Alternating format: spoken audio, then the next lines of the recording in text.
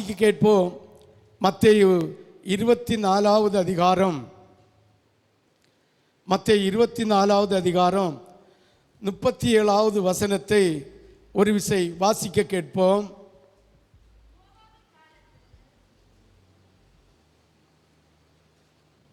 ஹல்லேலூயா, ஹல்லேலூயா, ஹல்லேலூயா, ஹல்லேலூயா. வாசிக்க கேட்போம்.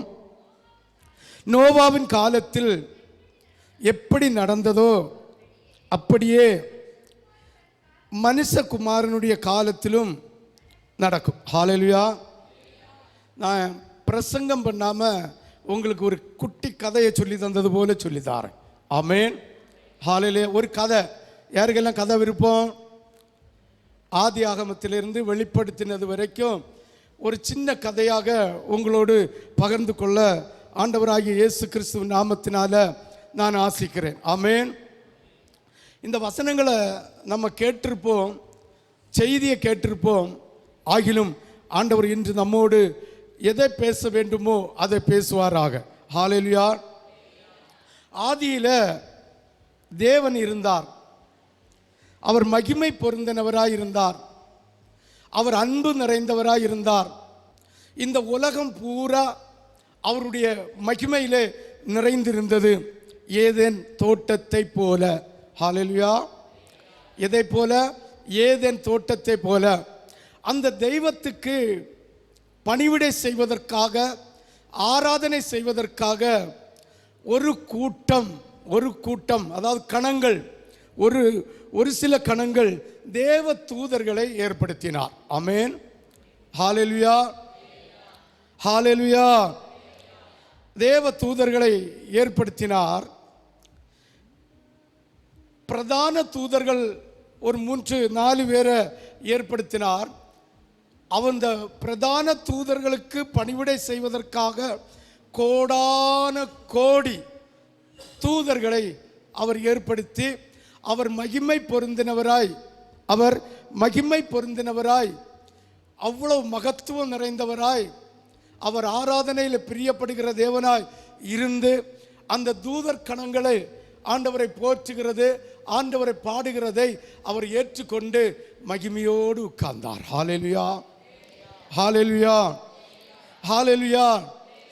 அப்படி உட்கார்ந்த சமயத்தில், அவர் மகிமையோடு இருந்த சமயத்தில், இந்த தூதர்களில் ஒரு பிரிவு தான் ஆண்டவரை ஆராதிக்கிற ஒரு தூதன். நம்முடைய பாசையில் சொன்னா லூசிபர் என்கிற ஒரு தூதன். ஹல்லேலூயா, ஹல்லேலூயா. அந்த தூதன் என்ன சொன்னா, அவனுக்கு கூட 1/3 தூதர்கள் ஆண்டவரை ஆராதிக்கிற ஆராதனையில பங்கு பெற்று கொண்டிருந்தார்கள். ஹல்லேலூயா, ஹல்லேலூயா. இந்த தூதனுடைய இருதயத்தில் ஒரு சின்ன மனமடிவு உண்டாச்சு. என்னன்னா, எனக்கு கீழே இருக்கிற தூதர்களும் நானும் தெய்வத்தை தானே ஆராதிக்கிறோம், ஏன் கீழே இருக்கிற தூதர்கள் என்னை ஆராதிக்க கூடாது என்கிற ஒரு சிந்தனையை அந்த லூசிபர் என்கிற வலு சர்ப்பத்தின் ஆவியாய் இன்று செயல்பட்டு கொண்டிருக்கிற அந்த தூதனுடைய இருதயத்தில் சின்ன சிந்தனை உண்டாச்சு. இதை தேவன் அறிந்தார். அவர் மகா மகத்துவம் உள்ளவர், மகா பெரியவர், அன்பு நிறைந்தவர், அவர் இரக்கம் நிறைந்தவர். ஆனால் எல்லா தூதனுடைய இருதயத்தையும் ஆராய்ந்து அறிகிற ஒரு தெய்வ சக்தியாய் அவர் வீற்றிருந்தார். அப்படி உள்ள தெய்வம் இன்று உன் இருதயத்தையும் என் இருதயத்தையும் ஆராய்வதற்கு அவருக்கு முடியும் என்பதை நாம் அறிந்து கொள்ள வேண்டும். ஹல்லேலூயா, ஹல்லேலூயா. அப்படி இவனுக்கு இருதயத்தில் சின்ன கசப்பு உண்டாச்சு. இதை தேவன் அறிந்து, ஐயோ, என்னை ஆராதிப்பதற்காக நான் நியமித்த இந்த லூசிபர் இவ்வளவு சிந்தனை உடையவனாய் இருக்கிறானே என்று நினைத்து அந்த தூதனை கீழே விழ தள்ளினார். ஆமென். ஹல்லேலூயா, ஹல்லேலூயா. அந்த தூதனை என்னஞ்சாரு? கீழே விழ பண்ணினார். சபிச்சு, நீ இனி இந்த உலகத்தில் தான் வாழ்வதற்கு லாயக்கு, உன்னதத்தில் வாழ்வதற்கு உனக்கு லாயக்கில்லை என்று சபிச்சு விட்டார். அவனு கூட 1/3 தூதர்கள் 1/3 தூதர்கள் வஞ்சிக்கப்பட்டு பூமிக்கு வந்தார்கள். ஆமென். அதுதான் இந்த புராணத்தில் சொல்லப்பட்டிருக்கிற 33 கோடி தேவ தூதர்கள். அவங்களுக்கு எத்தனை தெய்வம் உண்டு கேட்டால் அவர்கள் பச்சையா சொல்வார்கள், ஆணித்தரமா சொல்வார்கள், எங்களுக்கு 33 கோடி தேவ தூதர்கள் உண்டு என்று. ஆமென். இதை நாம் சற்று புரிந்து கொள்ள வேண்டும். அந்த ஆண்டவரை ஆராதித்து கொண்டிருந்த இந்த லூசிபர் வலுசர்ப்பம் என்கிற ஆவியினால் வீழ்த்தப்பட்டு கீழே தள்ளப்பட்டான். இந்த இந்த இந்த தூதர் கணங்கள் 1/3 தூதர் கணங்கள் எல்லாம் மிருகத்தை போல சிந்தனை உடையவர்களாய் கீழே தள்ளப்பட்டு போனார்கள். ஹல்லேலூயா, ஹல்லேலூயா, ஹல்லேலூயா, ஹல்லேலூயா. இப்ப பரலோகத்தில் இந்த 1/3 தூதர்கள் இருக்கிற இடம் காலியாயிருக்கு. ஆமென், ஹல்லேலூயா. இந்த இடத்தை நிரப்புவதற்காக தான் ஆண்டவராகிய தேவனுடைய இருதயத்தில் ஒரு சித்தம் உண்டவராய் தேவ தூதனை நாம் ஏற்படுத்தினோம். அது நம்முடைய சாயல் இல்லை, அது நம்முடைய சாயல் இல்லை, அது வேற்றுமையான சாயல். அதனால் அந்த மிருகத்துக்கு அந்த தூதர்களுக்கு கர்த்தர் இனி இரக்கம் கொடுக்காமல் அவர்களையும் கால் கையிலே சங்கிலியினால் பிணைக்கப்பட்டவராய் பாதாளத்தில் கவர் வைத்திருக்கிறார். ஹல்லேலூயா. திரும்ப அவர்களுக்கு மன்னிப்பு கொடுக்கல. ஆமென், ஹல்லேலூயா, ஹல்லேலூயா, ஹல்லேலூயா. இந்த காலி இடத்தை நிரப்புவதற்காக தான் ஆண்டவராகிய தேவனுடைய இருதயத்தில் வேற்று உருவத்தோடு தூதர்களை உருவாக்கினோம், அவர்கள் நம்மை விட்டு அகன்று போய்விட்டார்கள் என்று சொல்லி தம்மை தாமே யோசித்து தம்முடைய சாயலில் ஒரு மனுஷனை உருவாக்கினார். ஆமென். அந்த மனுஷ சந்துக்களில் மனுஷ சந்ததி தான் நாம். ஆனால் இன்று உலகத்தில் மனுஷ சந்ததியா இல்லை, மனுஷ சந்துக்களாய் இருக்கிறார்கள். ஆமென். 6 அறிவுள்ள மனுஷனாய் இருக்காமல் 3 அறிவுள்ள சந்துக்களை போல, 4 அறிவுள்ள பறவைகளை போல, 5 அறிவுள்ள மிருகத்தை போல இன்று இந்த உலகத்தில் மனுஷர்கள் வாழ்ந்து கொண்டிருக்கிறார்கள். ஆண்டவராகிய தேவன் அவருடைய விருப்பத்தின்படி ஒருபடி மண்ணை எடுத்து ஒரு மனுஷனை உருவாக்கி அவன் தனித்திருப்பது நல்லதில்லை என்று கண்டு அவனுக்கு ஏற்ற துணையாகிய ஒரு மனுஷனை உருவாக்குவதற்காக அவனுக்கு அயர்ந்த நித்திரையை கொடுத்தார். விலா எலும்பிலிருந்து ஒரு எலும்பை எடுத்து அதை மனுஷியாக உருவாக்கி 2 பேரையும் ஆணும் பெண்ணுமாக சிருஷ்டித்தார். ஆமென். சயின்ஸ் படித்தவங்களுக்கு தெரியும், மெடிக்கல் ரீதியில் இருக்கிறவங்களுக்கு தெரியும், ஆம்பளைகளை விட பொம்பளைகளுக்கு இடுப்பில் ஒரு எலும்பு கூடுதல். ஆமென், ஹல்லேலூயா. யாருக்கெல்லாம் தெரியும்? தெரிஞ்சவங்க மட்டும் ஒரு அல்லேலூயா சொல்லுங்களா. போச்சு, இனி டாக்டர் படித்த போன போல இருக்கு. ஆமென், ஹல்லேலூயா. அதுதான் பொம்பளையா ஈஸியாக குடத்தை எடுத்துட்டு ஷங்குன்னு நடந்து வர. ஆம்பளை இடுப்பில் குடத்தை எடுத்தால் சறுக்கி போகும். ஆமென். மெடிக்கல் ரீதி தானே, ஒரு எலும்பு கூடுதல் தானே. கை வைத்து எல்லா ஜனங்களுக்கும் சாட்சியா ஒரு அல்லேலூயா சொல்லுங்களா. இனி தெரிஞ்சவங்க ஒரு அல்லேலூயா சொல்லுங்களா. இதில் வச்சே புரிஞ்சுக்கொள்ளணும், தெய்வம் ஒரு ஆள் இருக்கிறாரு. இன்னைக்கு சொல்லப்படுகிற அத்தனை ஸ்டோரியும் ஆண்டவராகிய தேவனுடைய சமூகத்தில் நிறைவேற்றப்பட்டதும் நிறைவேற்றப்பட வேண்டியதும் நிறைவேற்ற காத்திருக்கிறதுமாய் இருக்கிறது என்பதை புரிந்து கொள்ள வேண்டும். ஹல்லேலூயா, ஹல்லேலூயா. அதுதான் ஒரு கதை சொல்லித்தாரன்னு சொன்னது. ஆமென், ஹல்லேலூயா. பாருங்க, ஆதியில இருந்து இனி வெளிப்படுத்தின விசேஷம் வரை நான் கதையாக தான் சொல்ல போறேன். ஆமென், ஹல்லேலூயா. ஏன்னா மற்ற மாதிரி சொல்லி என் தொண்டை தண்ணியெல்லாம் கெட்டி என் நெஞ்சு தான் வேலை வருது. கதை சொன்னாலாவது என்னுடைய ஜனங்களும் வந்திருக்கிற ஒவ்வொரு பிள்ளைகளும் ஆண்டவராகிய இயேசு கிறிஸ்துவை ஏற்றுக்கொள்வார்களோ என்கிற சிந்தனையோட தான். ஹல்லேலூயா, ஹல்லேலூயா. இயேசுவ பிள்ளை எல்லாம் ஒரு கச்சிரிங்களா. இந்த பெந்தைக்கோசுக்காரல பிள்ளை ஒன்று இருக்குதியா, காலமே சாப்பிடாம வந்த எல்லாம் ஒரு அல்லேலூயா சொல்லுங்களா. சாப்பிட்டு தான் வந்தியலா, அப்போ ஏன் சிரிச்சல்ல. ஒரு பாட்டு ஒன்று தெரியுமா? இயேசுவின் பிள்ளைகளே கொஞ்சம்தான் சிரியுங்களே. அப்படியாவது சிரியுங்களா? நான் உங்களுக்கு இன்னைக்கு கண்டிசமான வார்த்தை தரவே மாட்டேன். ஆமே, இது பண்டிகையின் நாள். ஆமே, இது பண்டிகையின் நாள். அதுதான் சாட்சியை கூட ரத்தின சுருக்கமாக முடிச்சிட்டேன். ஆமே, இல்லை சாட்சியை நான் சொல்ல போனால் என் கண்ணில் 2 கண்ணீர் வந்துடும். வேத வசனம் டக்கு டக்குன்னு வரும். இருக்கிறவங்களுக்கும் இல்லாதவங்களுக்கும் கர்த்தர் நொறுக்கி தந்திருப்பார். அதனால உங்கள் மனசை கஷ்டப்படுத்தப்படாதுன்னே ஆண்டவர் வச்சிருக்கிறார் இந்த நாளை. ஹல்லேலூயா, ஹல்லேலூயா, ஹல்லேலூயா, ஹல்லேலூயா, ஹல்லேலூயா. எந்த இடத்துல இருந்து விட்டோம் சொல்லுங்களா? தெரிஞ்சவங்க ஒரு கை வைத்துங்களா? நான் விட்ட இடத்தை சொல்லுங்களா? விலா எலும்பில் என்று உருவினார். நம்பிக்கை உண்டு இல்ல? இது 2 புரிஞ்சுக்கணும். இயேசு கிறிஸ்து பாருங்க, இயேசு கிறிஸ்து அன்னில்ல இன்னைக்கு ஆப்ரேஷன் பண்ண வல்லவராக இருக்கிறார். ஆதாமுக எலும்பு 2 விலா எலும்ப உருவி எடுத்தப்பா ஒரு சொட்டு ரத்தத்தை கூட காணல. ஆமேன். அந்த சதையை பிடிச்சு நெருக்கி விட்டுட்டார். ஆமேன். அப்போ அவர் எதையும் செய்ய வல்லவர், எப்படியும் செய்ய வல்லவர். எந்த மனுஷனை குப்பையில் இருந்து உயர்த்த வல்லவர், எந்த மனுஷனையும் உயரத்திலிருந்து கீழே தள்ள வல்லவராயிருக்கிற கர்த்தராகிய இயேசு கிறிஸ்து இதோ சீக்கிரமாய் வரப்போகிறார். விசுவாசிக்கிறவர்கள் ஒரு கருந்தட்டு கொடுக்கலாமே. நோவா காலத்தில் நடந்தது போல, நோவா காலத்தில் நடந்தது போல தேவகுமாரன் வருகிற காலத்தில் நடக்கும் என்று ஆண்டவராகிய தேவன் பறைசாற்றுகிறார். ஹல்லேலூயா, ஹல்லேலூயா. நான் கதை சொல்ல தான் வந்தேன். ஆமென், ஹல்லேலூயா. கதையை கேளுங்க. நான் துதிச்ச சொல்லுவேன். எழும்பி முழங்கால் போட்டு துதிங்கன்னு சொல்லுவேன். ஆமென்.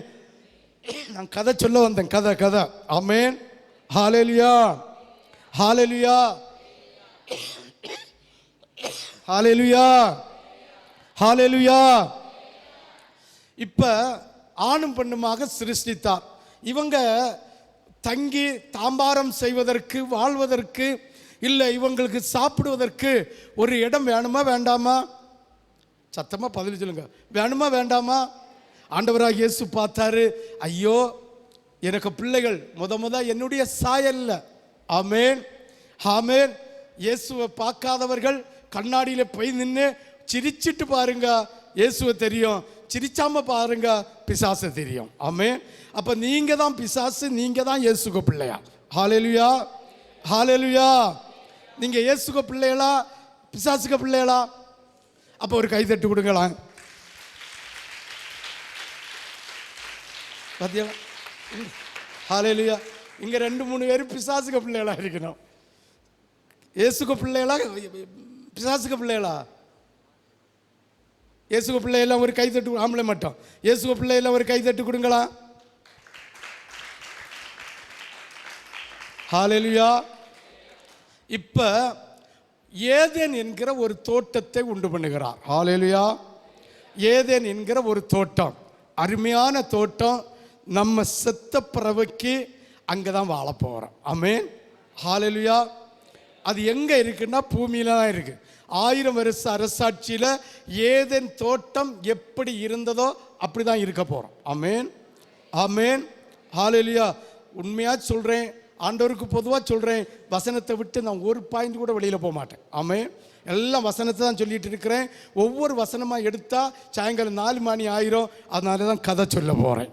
ஹல்லேலூயா, ஹல்லேலூயா, ஹல்லேலூயா, ஹல்லேலூயா, ஹல்லேலூயா, ஹல்லேலூயா. இப்படி ஒரு ஏதேன் தோட்டத்தை உண்டு பண்ணுகிறார். அந்த ஏதேன் தோட்டத்தை வர்ணிக்க இப்ப நமக்கு நாவில்ல, நேரமும் இல்லை. ஆமென். அவ்வளவு மகிமையான ஒரு தோட்டத்தை உண்டு பண்ணி அவருடைய சாயலில் உருவாக்கின மனுஷனையும் மனுஷியையும் கொண்டு வச்சார். ஆமென். கொண்டு வச்சார்னு சொல்லியதோட கொண்டு விட்டார். காலையில் அப்பெல்லாம் இருந்தில்லையா? கொண்டு விட்டார்.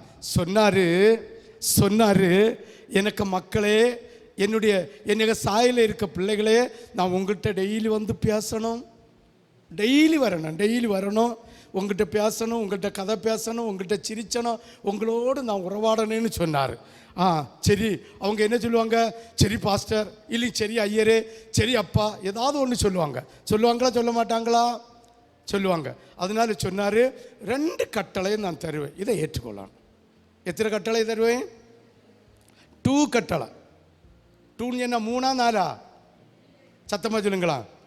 2. அப்போ எனக்கு இங்கிலீஷ் தெரியுது. ஆமென். அப்போ 2 கட்டளையே தருவார். ஆமென். தருவேன், இதுக்கு நீங்க கீழ்ப்படியணும்னு சொன்னார். ஆமென், ஆமென். இந்த மனுஷ ஜென்மங்களுக்கு இயேசுவும் 2 கட்டளையை கொடுத்தார். நான் பின்னால வாரேன். ஆமென். அது ஏன்னா இங்க ஆதாமும் ஏவாளையும் புதிய சிருஷ்டியை உருவாக்கி வச்சு 2 கட்டளை கொடுத்தார். இங்கேயும் புதிய ஏற்பாட்டில் இயேசுவும் 2 கட்டளை தந்தார். மறந்து விடக்கூடாது, ஞாபகப்படுத்தும்படியாக இதை இங்கே வந்துட்டு போகிறேன். ஆமென். இப்போ தோட்டத்தில் வாழ்ந்தோடனே இப்போ அவர் நிறைய பிள்ளைகள் எல்லாம் மாம்பழம் சாப்பிடணும், இப்போ கொய்யாப்பழம் சாப்பிடணும். ஒரு வீடு வச்சு கொஞ்சம் இடம் இருந்தால் என்னெல்லாம் நடுவோம்? கொய்யா கனி, அந்த கனி, இந்த கனி. ஐயோ பிள்ளைகள் நம்ம செத்து போயிடுவோம். பிள்ளைகள் சாப்பிடட்டு. ஆமென்.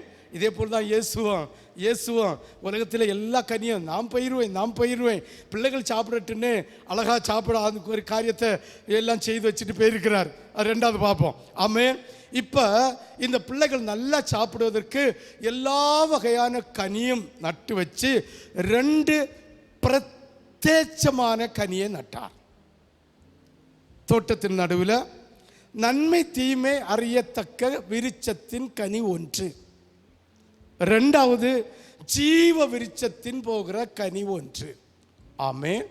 ஹல்லேலூயா, ஹல்லேலூயா, ஹல்லேலூயா. இயேசு நல்லது செஞ்சிருக்கிறாரா? ஆதாமும் ஏவாளுக்கும் கெட்டது செஞ்சாரா? அல்ல. சத்தமா சொல்லுங்களா? நான் கதை தானே சொல்லியேன், பிரசங்கமா பண்ணிட்டு இருக்கிறேன். ஹல்லேலூயா, ஹல்லேலூயா, ஹல்லேலூயா, ஹல்லேலூயா. நல்லது செஞ்சாரா தீமை செஞ்சாரா? நல்லது செய்தார். இயேசுவும் நமக்கு நல்லது தான் செய்திருக்கிறார். நான் திரும்ப வாரேன். ஆமென், ஹல்லேலூயா. இவங்க அப்படியே உலாவாங்க. டெய்லி சாயங்காலம் இயேசப்பா வந்துடுவார். குளிர் நேரத்தில் அந்த வெயில் தாழ்ந்து கொஞ்சம் குளிர் இருக்கும் பாருங்க, அந்த நேரத்தில் இயேசு வந்துடுவார். என்னத்துக்கு? என்ன சாயில் இருக்க என் பிள்ளைகளோடு பேசணும். டெய்லி சாயங்காலம் வந்து இயேசு பிள்ளைகளோடு பேசிகிட்டே இருந்தார். ஆமென், ஹல்லேலூயா, ஹல்லேலூயா, ஹல்லேலூயா. இந்த மனுஷனை உண்டாக்கின உடனே இந்த நாசமாக போன, இந்த மைக் எடுத்து மாற்றலாமே, இந்த நாசமாக போன இந்த லூசிபருக்கு ஒரு சின்ன கோபம். நான் என்ன தப்பு செஞ்சேன்? இந்த உலகத்தில் அதானே கேட்குறாங்க. நான் என்ன தப்பு செஞ்சேன்? ஒரு நாள் சர்ச்சுக்கு வரல, ஒரு பண்டிகை நாளுக்கு வரல, ஒரு ராபோஜன பந்திக்கு வரல, ஒரு சுத்திகரிப்பு கூட்டத்துக்கு வரல. இன்னும் நம்ம கேட்கறது போல யாரு கேட்டா? லூசிபர் கேட்டா. ஆமென். அப்ப இப்படி யோசிக்கிறவங்களுக்கும் லூசிபருக்கும் வித்தியாசம் இருக்கா? ரெனிஸ் பிரதர் தான் பதில் தந்துட்டே இருக்காங்க. வித்தியாசம் இருக்கா? ஆமென், ஹல்லேலூயா, ஹல்லேலூயா. அப்ப நல்லா யோசிக்கணும், நல்லா சிந்திக்கணும். லூசிபருடைய உள்ளம் இன்னைக்கு அநேக கிறிஸ்தவர்களுக்கு இருக்கு. ஆமென், ஹல்லேலூயா, ஹல்லேலூயா. அவன் சொல்றான், நான் என்ன தப்பு செஞ்சேன்? என்ன அந்த ஆராதனையா அவருக்கு 4 தடவை கொடுத்துட்டு 1 தடவை எனக்கு செய்ய சொன்னேன், இவ்வளவுதானே. வேற என்ன செஞ்சேன்? இதயத்தில் ஒரு சின்ன பெருமை. வேற நான் பாவம் செய்யல, விபச்சாரம் செய்யல, களவு செய்யல, அடுத்தவங்களை ஓத்திரிச்சல, அடுத்தவங்க வஞ்சிக்கல, வட்டிக்கு கொடுக்கல, பலிசைக்கு கொடுக்கல, ஒரு மண்ணாங்கட்டியும் கொடுக்கல. ஏன் இயேசு என் மேல கோபப்படணும்? ஆமென், ஹல்லேலூயா. இனி ஒரு சிலர் சொல்லுவேன்னா, நான் ஒரு பொய் தானே சொன்னேன், இந்த பொய்யை சொன்னா பாஸ்டர் என்னெல்லாம் கிளின்னு கிளிப்பாரு, அதனால ஒரு பொய் சொன்னேன். ஆமென். வெளிப்படுத்தின விசேஷம் 21 எடுக்கண்டா, வசனத்துக்கு போக முடியாது. 21:8 வாசிக்கும் போது அங்கு ஒரு பாவம், 8 பாவம் இருக்கு. 8 பாவத்தில் 1 செய்கிறவனும் பரலோகத்துக்கு போக முடியாது.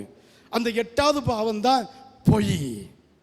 ஆமென், பொய். ஆமென். எல்லாருக்கும் நினைப்பு என்ன தெரியுமா? ஆதாம் ஏவாளும் ஒளிச்சு சாப்பிட்டுனான். யாருனால? லூசிபர்னால. ஆமென். இவங்க 2 பேரும் ஒளிச்சிருக்கணும். ஏன் தெரியுமா? நான் சாப்பிட்டது இயேசு எங்க கண்டாரு? மறைஞ்சிருந்தா அவர் எப்படி கண்டுபிடிப்பாரு? அது வரைக்கும் இயேசுட்ட பேச நேரம் இருந்து, இயேசுட்ட பேச டைம் இருந்து, எல்லாம் இருந்து, எப்ப ஆண்டவர் அறியாம இயேசுவிட்ட பொய் சொல்லி இயேசுவை மறுதளிச்சாங்களோ இன்னகட சுப்பேனு கொண்டியட அவங்களுக்கு குத்திட்டு இருக்க நேரம் கிடைச்சாது, நேரமான நேரம் கிடைச்சாது. சொல்லுவாங்க தெரியுமா, நாக்கி குத்திட்டு இருக்க நேரமும் இல்லை, வேலையான வேலையும் இல்லை. ஆமே, எங்கே போகிறாங்க வராங்கன்னு அவங்களுக்கும் தெரியாது, நமக்கும் ஏன்னா இயேசுக்கு தெரியாது, இயேசுக்கு ஊழியக்காரனுக்கு தெரியாது. என்னுள்ள ஒரு இருமாப்பில் இன்றைய கிறிஸ்தவர்கள் வாழ்ந்து கொண்டிருக்கிறார்கள். ஹல்லேலூயா. இதே போல தான் சாத்தான் வந்தான், இருதயத்தை அழகா வேதத்தில் சொல்லியிருக்கு, காட்டு மிருகங்களிலேயே மிகவும் தந்திரமானது சர்ப்பம். ஆமென். இந்த தந்திரம் மிருகத்துக்கு கூட தான் யார் ஃப்ரெண்ட்ஷிப் வைக்கிறா? யார் வச்சியா? சாத்தான். வீட்டில் பாம்பு வந்தோன்னா ஓ பிசாசு வந்துட்டான், பிசாசு வந்துட்டான் சொல்லாத, அது மிருகம். அவன் சவிச்சு விட்டதுனால கால் கை இல்லாமல் ஊந்துட்டு தெரியுது. ஆமே, எப்படி தெரியுது? ஊந்துட்டு தெரியுது. ஏவாளை வஞ்சிப்பதற்காக அவன் எடுத்த ரூபந்தான் பிசாசு, சாரி பாம்பு. அதனால விளையில எங்கேயாவது பாம்பு வந்தோன்னு எப்போ பாம்பு வருது, பிசாச்சு வந்துட்டு, பாம்பு வந்தால் அடிச்சு கொல்லு, இல்லையும் பிடிச்சி வனத்தில் கொண்டு விடு. ஹல்லேலூயா, ஹல்லேலூயா. இன்னும் நிறைய ஹிந்துக்களுக்கு இருக்கிற ஒரு நம்பிக்கை, எப்போ தெய்வம் வந்துட்டு பாலை எடில முட்டை எடில கொண்டு ஊத்துல அது நல்லா குடிச்சு கொழுப்பு வச்சு. ஒரு சின்ன கதை வேண்டாம், கதைக்கு போனா செய்திக்கு போ, கதை இந்த கதைய முடியாது. ஆமென், ஹல்லேலூயா. கொழுப்பு வச்சு என்ன செய்யும்? ஒரு நாள் அவியலையே தீண்டும். பார்த்துருக்கா? பாம்புக்கு பால் வாத்தா அந்த பாம்பு ஒரு நாள் தீண்டுமா. ஆமென், ஹல்லேலூயா. இதே மாதிரி அதனால பாம்பை போய் என்ன இந்த பிச்சாச்சுன்னு சொல்லாத, முதல்ல நீ தான் பிச்சாச்சு. ஒன்ன கண்ணாடியில் பாரு, உனக்கிட்ட என்ன குறை இருக்கு, உனக்கிட்ட என்ன பாவம் இருக்கு, உனக்கிட்ட என்ன பொய் இருக்கு, உனக்கிட்ட தேவனுக்கு ஆராதிப்பதில் என்ன குறை இருக்குன்னு கண்ணாடியில் பார்த்து பிச்சாச்சு நீயா பாம்பை இன்னைக்கு முடிவெடுக்கணும். ஆமே, ஆளுக்கு ஒரு கண்ணாடி கொண்டு தரட்டா? பாம்பை கண்டா பிசாசு, ஒரு ஒரு ஒரு ஒரு மரத்தை கண்டா பிசாசு, என்ன சொல்லுக்குன்னு தெரியல. ஆமே, ஆண்டவர் கல்வி அறிவை தந்திருக்கிறார், வேத அறிவை தந்திருக்கிறார், உலக ஞானத்தை தந்திருக்கிறார், வேத ஞானத்தை தந்திருக்கிறார், விசேஷித்த பகுத்தறியக்கூடிய அறிவை தந்திருக்கிறார். இன்னும் மற்றவர்களை குறை சொல்லி நம்முடைய வாழ்க்கையை அற்பமாக எண்ணுகிற உங்களை பிசாசு என்று சொல்வதா, சாத்தான் என்று சொல்வதா, மனுஷி என்று சொல்வதா எனக்கு அறியாமல் இருக்கிறேன். உங்களை இல்லை, உலக கிறிஸ்தவர்கள் எல்லாரையும் தான். ஹல்லேலூயா, ஹல்லேலூயா, ஹல்லேலூயா. இப்போ ஆண்டவர் சொன்னார், இந்த பழம் நன்மை தீமை தெரிவிக்க பழத்தை சாப்பிட்டா உன் ஆவி செத்து போயிடும். ஆவி மனுஷன் அல்ல, இதை நல்லா சிந்திக்கணும். மனுஷன் அல்ல, ஆண்டவர் தந்த ஆவி செத்து போவேன்னு சொன்னார். ஆனால் நீ இந்த கனியை புசிக்காத, அந்த கனியை புசி. 2 கட்டளை.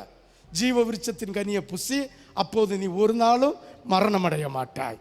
ஆமே, இந்த நன்மை தீமை கனியை புசிக்காத, ஒன்று புசின்னு சொன்னார், ஒன்று புசிக்காதன்னு சொன்னார். நம்ம கிறிஸ்தவ ஜனங்களுக்கு வேதத்தில் எதை சொல்லி இருக்கிறதோ அதை செய்ய மாட்டாங்க, எதை சொல்லலையோ அதை செய்வாங்க. 11 வருஷ அனுபவத்தில் நான் கண்ட பாடம் இது ஒன்றுந்தான். ஆமே, ஹல்லேலூயா. பாஸ்டர்ட்டையா சோத்திரம் பாஸ்டர் வெளியில் கண்டாலா அப்பா அங்கே ஐயோ பாஸ்டர் வாராரு, இன்னும் அங்கே வாராரு, இங்கே வாராரு. ஆமே, இங்கே வாராரு. ஆனால் இருதயமோ நஞ்சு கலந்த விஷத்தை போல் இருக்கிறது. ஹல்லேலூயா, ஹல்லேலூயா, ஹல்லேலூயா. இந்த பாம்பு போய் சொன்னா, இந்த ஏவாளே நீ ஏமாந்து போவாத, இப்படி இருந்தால் உனக்கு வாழ முடியாது. சும்மா அதையும் தின்னி, அந்த கொலையும் தின்னி, அந்த கீரையும் தின்னி இயேசுவோட மட்டும்தான் பேச முடியும். நீ இந்த பழத்தை சாப்பிட்டுட்டேங்கி உலகத்தில் எல்லார்ட்டையும் பேசலாம், ஜாலியாக இருக்கலாம், சினிமா பார்க்கலாம், எல்லா டயலாக்கையும் அடித்தான். அவளுக்கு உள்ள ஒரு இச்சை வந்துட்டு, ஒரு ஆசை. அந்த பழம் பார்ப்பதற்கு, பார்வைக்கு இன்பமும், புசிப்பதற்கு நல்லதும் புத்தியை தெளிவிக்கிறதமா இருக்குதுன்னு சொல்லி இந்த இந்த இவளை என்னன்னு சொல்லியது, முட்டான்னு சொல்லியதா முண்டன்னு சொல்லுவோமா? இந்த முட்டா பெண்ணு போய் பறிச்சு தின்னி போட்டா. தின்ன உடனே இவளுக்கு என்னஞ்சுது, கண்ணு தெளியுது, உலக பாவம் எல்லாம் வருது. வந்த உடனே ஐயோ எனக்கு தந்த ஆண்டவர் எனக்கு தந்த இந்த பையனையும் சும்மா இருக்க விடப்படாது. ஆமே. இன்னைக்கு காலேஜில் வட்டம் சேர்ந்து தண்ணி அடிக்கிற கூட்டம் லேடிஸ் கூட்டம், வட்டம் சேர்ந்து கமாண்ட் பண்ணுகிற கூட்டம் லேடிஸ் கூட்டம், இந்த பயக்களை விடாம கிண்டல் அடிக்கிற கூட்டம் லேடிஸ் கூட்டம். ஆமென். இந்த ஏவாள் செய்ததை இன்னைக்கு நம்முடைய சந்ததி செய்து கொண்டிருக்கிறது. கர்த்தர் அவங்களுக்கு விசேஷத்தை கிருபையை கொடுத்திருக்கிறதுனால். ஆமென். ஹல்லேலூயா. பொம்பளையெல்லாம் பப்படிச்ச ஸ்டைலில் பார்த்தீங்க. அது மட்டுமா, கொஞ்சம் சிட்டிக்கு மேலே போயிட்டா பப்படிப்பினோம், ஒயன் அடிப்பினோம். எது சொல்லுங்களா? பப்பு டான்ஸு பார்த்தது இல்லையோ? பப்பு டான்ஸு தெரியாதவங்க கை வைத்துங்க பார்ப்போம். நான் கூட்டிகிட்டு போகிறேன். தெரியாதவங்க நீங்கள் போனீங்கன்னு நான் சொல்ல வரல. தெரியாதவங்க இருந்தா கை வைத்துங்க பார்ப்போம். நாளைக்கு டூர், காலம் 5 மணிக்கு போயிட்டு நமக்கு 6 மணிக்கு முன்ன வந்துடணும். சரியா? யாரெல்லாம் போய் இது தெரியாது, யாருக்கெல்லாம் தெரியாது பப்பு டான்ஸு, பப்பில் டான்ஸு தெரியாதவங்க கை வைத்துங்களா? ஒன்றும் தெரியாதா? இந்த நீங்கள் எல்லாம் வளருங்க, வளர்ந்து போகிறோம். சரியா? நான் பெண்ணு கட்டினேன் கேட்டேன். ஆமென். ஹல்லேலூயா, ஹல்லேலூயா. பப்பு டான்ஸுன்னா ஆணும் பெண்ணும் திருமணமாகாத, கேட்டுளுங்க, தெரியாதவனுக்கு, திருமணமாகாத ஆணும் பெண்ணும் இல்லைங்க. இந்த அதாவது இவனுக்கு பண்டாட்டி இன்னொருத்தனுக்கு பண்டாட்டிய கூட, இன்னொருத்தனுக்கு கூட இப்படி கைப்பிடிச்சு ஆடுகிறது இருட்டு ரூமில் ஆடுற ஒரு ஆட்டம். ஆமென். ஹல்லேலூயா. சரி, இது இப்படி இருக்க ஏவாள்கிட்ட போவோம். பறிச்சு புசிச்சா மாப்பிள்ளையும் கெடுத்தா. ஆமென்.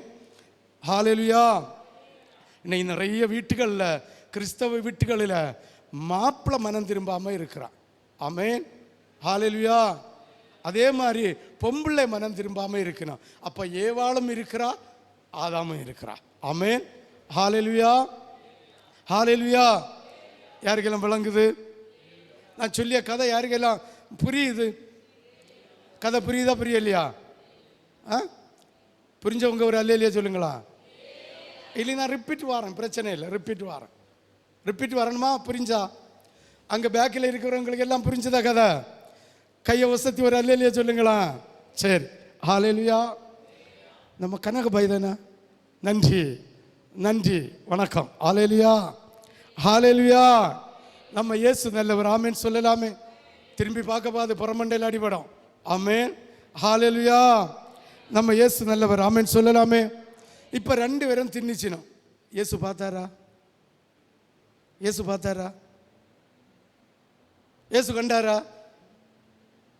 கண்டாரா மகா? இயேசு கண்டாரா? அட பாவமே. இயேசு கண்டாருன்னு சொல்லி உங்க கை வைத்துங்க பார்ப்போம். கையை ஒடிச்சு போடுவேன், பொய் சொல்லப்படாது. சரி, இயேசு காணலைன்னு சொல்றவங்க கை வைத்துங்களா? நீ எழும்பி முழங்கால் போடு மகா. அஸ்வினி பார்த்தியா? 2 கெட்டதாக இருக்க. கண்டாரா காணலையா? காணல, அப்படிதானே? கை வைத்து. காணாத இயேசு காணலைன்னு சொல்றவங்க எல்லாம் கை வைத்துங்க பார்ப்போம். 2 வேற 3 கொஞ்சம் முழங்கால் இல்லைங்களா? அப்போ தான் எனக்கு ஆள தெரியுது. கை உயர மாட்டேங்குது. 3 அடுத்தது பேக்கில். இந்த துணிச்சல் தான் மக்கா இன்னைக்கு பெண்ணொழுக்கம் பயிலொழுக்கம். ஆமே. இயேசு எங்கே இருக்காரு? எல்லாம் ஒரு கதை, ஒரு ரீலு, பைபிள் வசனம், ஒரு ஸ்டோரி, ஒரு ரீலு. உட்காருங்க செல்லுண்டா. செய்யாத அயோக்கிய மாத்திரையும் செய்கிறாங்க. ஆமே. இவங்க 2 பேரையும் சாப்பிட்டதா கர்த்தர் கண்டார், கண்ணீர் விட்டு அழுதார். ஆமே. வேதனைப்பட்டார், துக்கப்பட்டார். ஐயோ, என் சொல்ல மீறி நடக்கிறாங்களே, என் சொல்லுக்கு கீழ்ப்படியலையே, என்ன வேதனைப்பட்டு துக்கப்பட்டு அழுது முடிச்சிட்டு அதே சாயங்காலம் வேற போறார்.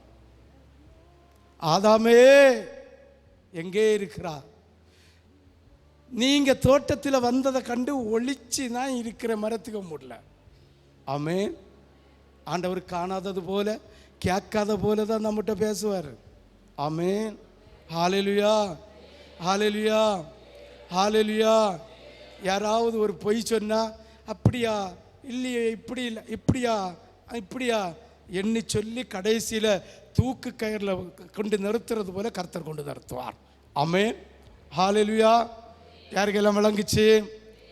விளங்குறவங்க மட்டும் ஒரு அல்லேலூயா சொல்லலாமே, விளங்காதவங்களும் ஒரு அல்லேலூயா சொல்லலாமே. பாருங்க, அழகா போனாரு, கேட்டார். அவர் சொன்னாரு, நீங்க வந்ததை கண்டு பயந்து ஒளிச்சிருக்கிறோம். ஏன் ஒளிச்சிருக்கிறேன்னு கேட்காரு. சொல்றாருங்க, நான் நிர்வாணியா இருக்கிறேன். பாருங்க, எத்தனையோ வருஷம் இயேசு கூட வாழ்ந்தினோம். அந்த ரட்சிப்பின் வஸ்திரத்தினால் தங்களுடைய நிர்வாணம் கூட மற்றவங்களுக்கு தெரியாம இருந்து. ஆமென். ஹல்லேலூயா. எப்ப பாவம் செஞ்சிருமோ, ஆண்டோடைய பாவம் கிடையாது, ஆண்டோடைய வார்த்தைக்கு கீழ்ப்படி இல்லையோ, அப்பளே அவங்களுக்கு நிர்வாணம் கண்ணுக்கு தெரிஞ்சது. ஆமென். பார்த்தாரு, இந்த ஜென்மங்களை இந்த தோட்டத்தில் வச்சா இனி என்ன செய்யணும்? ஜீவ விருட்சத்தின் கனியை சாப்பிட்டு போடுவாள்வா. ஆமென். ஆண்டவர் எதை சாப்பிட சொன்னாரு? ஜீவ விருட்சத்தின் கனியை. எதை சாப்பிடப்படான்னு சொன்னாரு? பாவம் நன்மை தீமை அறியத்தக்க கனியை. இந்த ஜென்மங்க எதை சாப்பிட்டது சொல்லுங்களா? அறிய ஜீவ விருட்சத்தின் கனியை புசிக்கல. இனி அடுத்து சாத்தான் இப்போ வருவான். இங்க பாரு, இப்போ எல்லா சுக துக்கங்களும் கண்டாச்சு, உலகத்தினுடைய பாவ இச்சையெல்லாம் கண்டாச்சு, அனுபவிச்சாச்சு. இனி நீங்க சாகா வரம் வேணும். என்ன வரும்? அதனால ஜீவ விருட்சத்தின் கனியை புசிக்க அடுத்து சாத்தான் தூண்டுவான். அதனால இவ ரெண்டு பேரையும் அடிச்சு விரட்டினார். விரட்டம்ப ஒரு துணி தச்சு கொடுத்தார். என்ன துணி? ஏவாளுக்கு என்ன துணி தச்சு கொடுத்தார் தெரியுமா? ஒரு லெக்கின்ஸ், அப்படியே உரிச்ச கோழிக காலை போல ஒரு லெக்கின்ஸ். ஆமே. ஒரு ஒரு ஒரு சட்டை கொடுத்தாரு, ஜீன்ஸா. பெண்ணோளுக்கு ஜீன்ஸ் பேண்ட், ஜீன்ஸ் மிடி போடலாமான்னு கேட்க, ஜீன்ஸ் போடலாமான்னு கேட்க. கேட்ட ஜீன்ஸ் 3 இடத்துல கொக்கு பீச்சு இருக்கு, 3-4 இடத்துல கொக்கு பீச்சு இருக்கு. ஆமென். ஹல்லேலூயா. ஆம்பளைகளுக்கு கூட யாரு தரிக்கப்படாது? பொம்பளைகளுக்கு கூட யாரு தரிக்கப்படாது? பைபிளில் இருக்கோ என்னது இருக்கோ? ஹலோ, இருக்கா? கதைக்கு இடையில என்னெல்லாமோ பேசுறார். இதெல்லாம் கதை தான் மக்கா, எல்லாம் பைபிளில் உள்ள கதை தான். ஆமென். ஹல்லேலூயா. இப்படி ஆண்டவர் துணியை தச்சு கொடுத்தாரு பாருங்க. மிருகத்தை அடித்து தொலியை எடுத்து செகண்ட் கொண்டு உணர்த்தி கர்த்தருடைய வாயினால வார்த்தையினால அவங்க அளவுக்கு ஏற்றது போல துணியை தச்சு உடுத்து பகிலாய் சொல்லி விட்டார். ஆமென். ஹல்லேலூயா. வச்சுட்டு இந்த ஜீவ விருட்சத்தின் கனி ஏதோ இந்த தோட்டத்துக்கு போற வாசலை சுடர் ஒளி பட்டயத்தை வச்சு 2 பக்கமும் கேருபீன்களை வச்சு அடைச்சி போட்டுட்டார். ஆமென். அதுதான் ஆண்டவராகிய இயேசு கிறிஸ்துவ கல்லறையில் அடக்கம் பண்ணி முடிச்சு நடுவில் இயேசு அங்கி தரித்தவராக இருக்கிறார். 2 சைடும் தூதர்கள் இருந்தார்களாம். ஆமென். ஹல்லேலூயா, ஹல்லேலூயா, ஹல்லேலூயா. ஜீவ விருட்சத்தின் கனி என்றால் இயேசு கிறிஸ்து என்பதை புரிந்து கொள்ள வேண்டும். ஆமென். அப்ப ஜீவ விருட்சத்தின் கனியாகிய இயேசுவின் சரீரத்தையும் இயேசுனுடைய இரத்தத்தையும் பருகி புசிக்காதவன் செத்தான். அவன் நாசமா போவான். உலகத்தில் வாழ்ந்து கொஞ்ச நாள் வாழ்ந்து அப்படியே நரகத்துக்கு அடிபணிஞ்சு போயிடுவாங்க. ஹல்லேலூயா. அதுதான் வேதம் சொல்லுது. இப்ப இவங்களை அடிச்சு விரட்டியாச்சு. ஏதேன் தோட்டத்தை கர்த்தர் பாதுகாத்தா. ஆமே. அப்ப அவங்களுக்கு ஒரு சாபத்தை கொடுக்கிறார். நான் சாபத்தை சொல்ல வரல, ஆசீர்வாதத்தை கொடுத்தார். இனி நீங்கள் பலுகி பெருகுங்கள். என்ன செய்யுங்க? பலுகி பெருகுனாங்க. ஜந்ததி எல்லாம் சந்ததியா வர தொடங்குச்சு. அப்ப அநேக தேவ பிள்ளைகளை கொண்டு மனம் திரும்ப வச்சார். அநேக தேவ பிள்ளைகளை கொண்டு மனம் திரும்ப வச்சா ஒருத்தரும் திரும்பல. அப்பதான் பார்த்தார், இந்த சந்ததியை எல்லாம் அழிச்சணும், இந்த சந்ததியை எல்லாம் அழிச்சணும்னு கங்கணம் கட்டினார். கங்கணம்னா இருதயத்தில் தீர்மானிச்சார். அதனால அந்த தேசத்தில் ஒரு மனுஷனை நல்லவனா தேடினார். தேடி தேடி தேடி தேடி பார்த்தா நம்ம ஆசிர போல ஒரு ஆளை கண்டுபிடிச்சா. ஆமென். ஆசிர போல ஒரு ஆளை கண்டுபிடிச்சா. நல்லவன் இல்லை, ஆனாலும் இருக்கிறவர்களுக்குள்ளே நல்லவர். ஆமென். அப்படிதானே சின்ன பாஸ்? அப்ப நீ நல்லவனா? கள்ளவ. ஹல்லேலூயா. ஹாலில் இருக்கிறவங்களுக்குள்ளே நல்லவனா யாரை கண்டது? யாரை கண்டது? நோவா கண்டா. அப்போ அழைச்சியாரு, லே மக்கா கொஞ்ச நாளத்தை தண்ணி அடி நிறுத்தல, கொஞ்ச நாளத்தை பாவம் செய்யாதல, கொஞ்ச நாளத்தை இதே மாதிரி தான் நம்மளே அழைச்சியார். கொஞ்ச நாளத்தையும் நிறுத்தி வைங்கப்பா, கொஞ்ச நாளத்தையும் ஊத்திரம் இல்லாமல் இருங்கப்பா, ஆண்டோடைய வார்த்தையை கீழ்ப்படிங்கப்பான்னு அழைச்சியார். ஆமென். இந்த நோவாவை அழைச்சு கட்டளை பிறப்பிக்கிறார். ஆமென். கட்டளை பிறப்பிக்கிறார். அழைச்சதை படுக்க வைங்க, படுக்க அங்கே பாருங்க எப்படி கட்டளையை பிறப்பிக்கிறார். ஆமென்.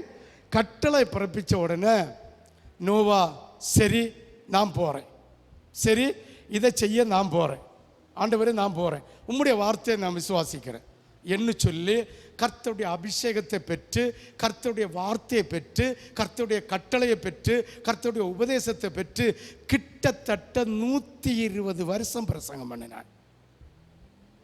என்னென்னு பிரசங்கம் பண்ணியிருப்பான்? என் சொந்தக்காரியே, என் அக்காளே, என் மைனியே, சித்தியன் கூப்பிட்டுருப்பானா கூப்பிட்டுருக்க மாட்டானா? கூப்பிட்டுருப்பானா கூப்பிட்டு அறியாத ஜனங்கள்ட்டையும் போய் பேசியிருப்பானா? அதுக்கு தான் 120 வருஷம் கொடுத்தார். எத்தனை வருஷம்? 120 வருஷம் ஜனங்களை மனம் திரும்ப வச்ச. ஆமென். அந்த ஜனங்கள் மனம் திரும்ப வச்ச உபதேசம் கொடுத்த இடத்துல மகா பெரிய ஆசாரியம் இருந்திருப்பானா இருக்க மாட்டானா? சத்தமா பதில் சொல்லணும். சத்தமா இருந்திருப்பான். ஊழியக்காரன் இருந்திருப்பானா இருந்திருக்க மாட்டானா? தீர்க்கதரிசி இருந்திருப்பானா இருந்திருக்க மாட்டானா? ஞான சிருஷ்டிகாரன் இருந்திருப்பானா இருந்திருக்க மாட்டானா? சின்ன ஊழியக்காரன் இருந்திருப்பானா இருந்திருக்க மாட்டானா? பெரிய ஊழியக்காரன் இருந்திருப்பானா இருக்க மாட்டானா? குணுக்கட்ட போடியவைய இருந்திருப்பணுமா இருந்திருக்க மாட்டேனுமா? இல்லை தாலியெல்லாம் கலத்தினவன் இருந்திருப்பானா இருந்திருக்க மாட்டானா? எல்லாரும் இருந்தினா. ராஜா இருந்திருமா இருந்திருக்கலையா? சொல்லுங்களா. மந்திரி இருந்தானா இல்லையா? 100க்கு அதிபதி இருந்தானா? எல்லா தரப்பட்ட ஜனங்களும், கோடிக்கணக்கில் ஜனங்கள் இருந்தாங்க. ஆமென். ஆமென். இவன் பிரசங்கம் பண்ணிகிட்டே இருந்தான், பிரசங்கம் பண்ணிக்கிட்டே இருந்தான், பிரசங்கம் பண்ணிக்கிட்டே இருந்தான். ஒரு நாள் சொன்னார், நோவா நீ சொன்னதெல்லாம் மதி, ஒரு பேழையை உண்டு பண்ணு. ஆமென். இன்னைக்கு பாஸ்டர் ஒரு பேழையை உண்டு பண்ணினா நம்ம என்ன சொல்லுவோம்? அவருக்கு குடும்பத்துக்கு கல்லறை வச்ச பெட்டி தயார் பண்ணியான்னு சொல்லுவோம். சொல்லுவோமா சொல்ல மாட்டோமா?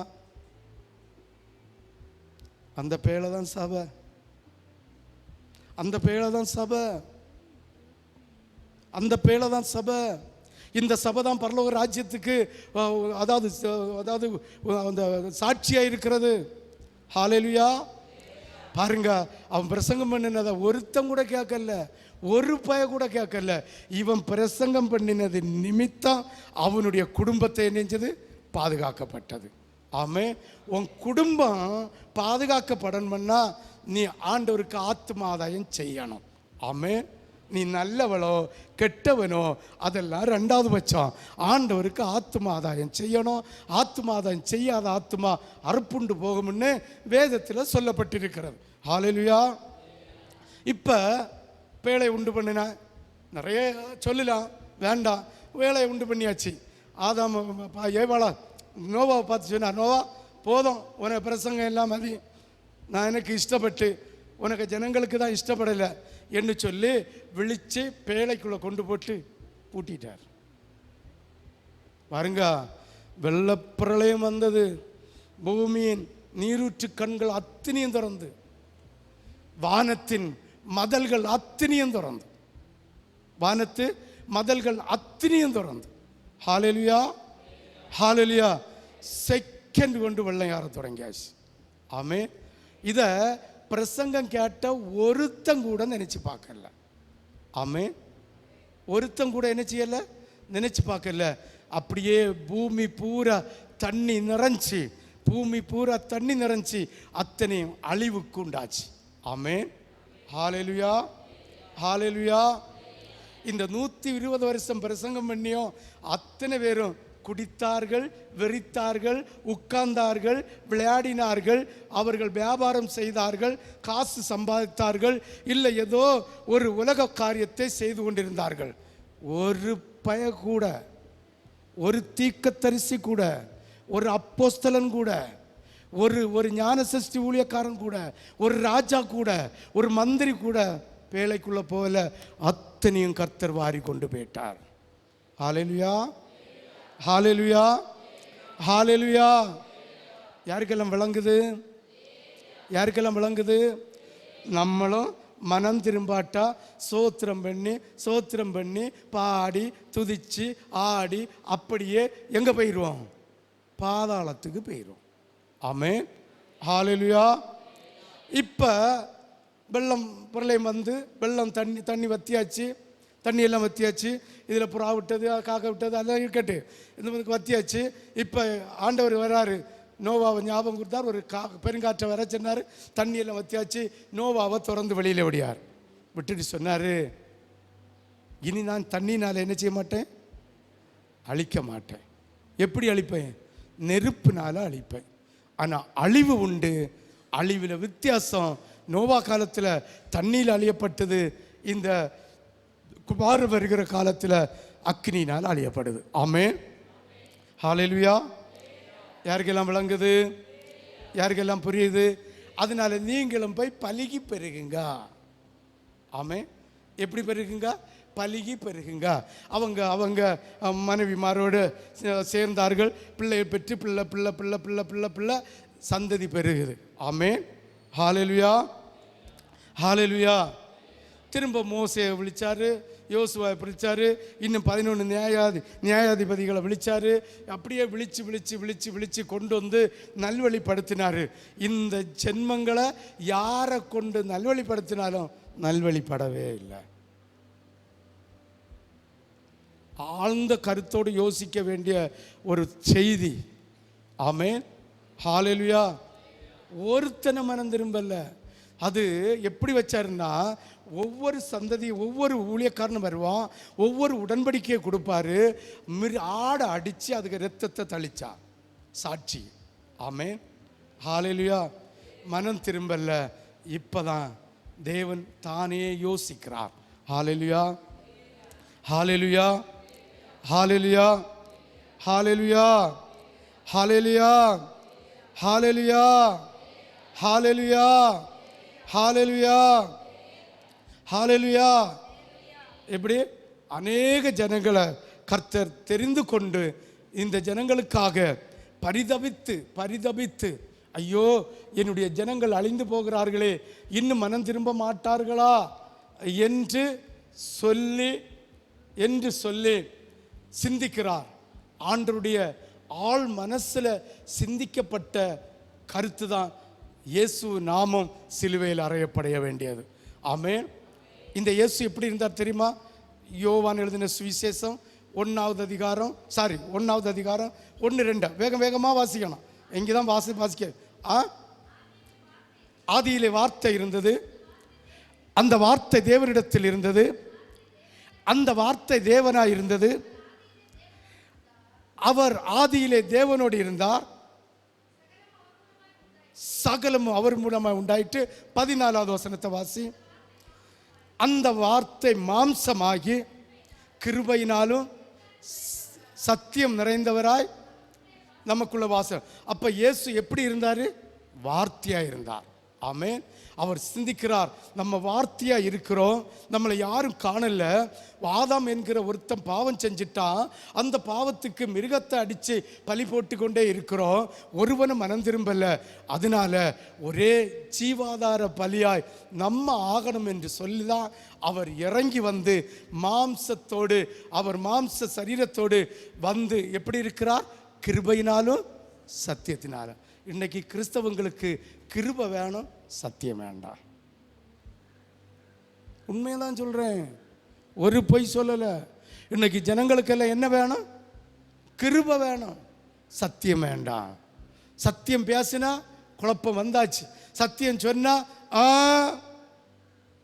பைபிள் இப்படி இல்லை இருக்கு, இப்படி இல்லை சொல்லப்பட்டிருக்கு, இதெல்லாம் சொல்லப்பட்டிருக்குன்னு ஊழியக்காரனையே வேசி பிள்ளைகள் ஆக்குற ஒரு சொல்லுற ஜனங்களும் உண்டு. ஹல்லேலூயா, ஹல்லேலூயா. சிந்திச்சு பாருங்க, இயேசு எப்படி வந்தாரா? மாம்சமாகி கிருபையினாலும் 2ல வந்தார். இன்னைக்கு பிள்ளைகளுக்கு என்ன வேணும்? சரிங்களா? கிருபை. சத்தியம் வேணுமா? சத்தியம் வேணுங்களவங்க எல்லாம் கை வைத்துங்க பார்ப்போம். அப்போ கொஞ்சம் சத்தியம் பேசி, பொய் சொல்லக்கூடாது. சத்தியம் வேணுமா? சத்தியம். பந்தியில் கைப்படாத கழுதையே இருக்குதோ, தேவனுடைய ஆராதனை அட்டன் பண்ணாத சத்தியத்தை பேசினா எங்கே சத்தியத்தை ஏற்றுக்கொள்ளுதோ?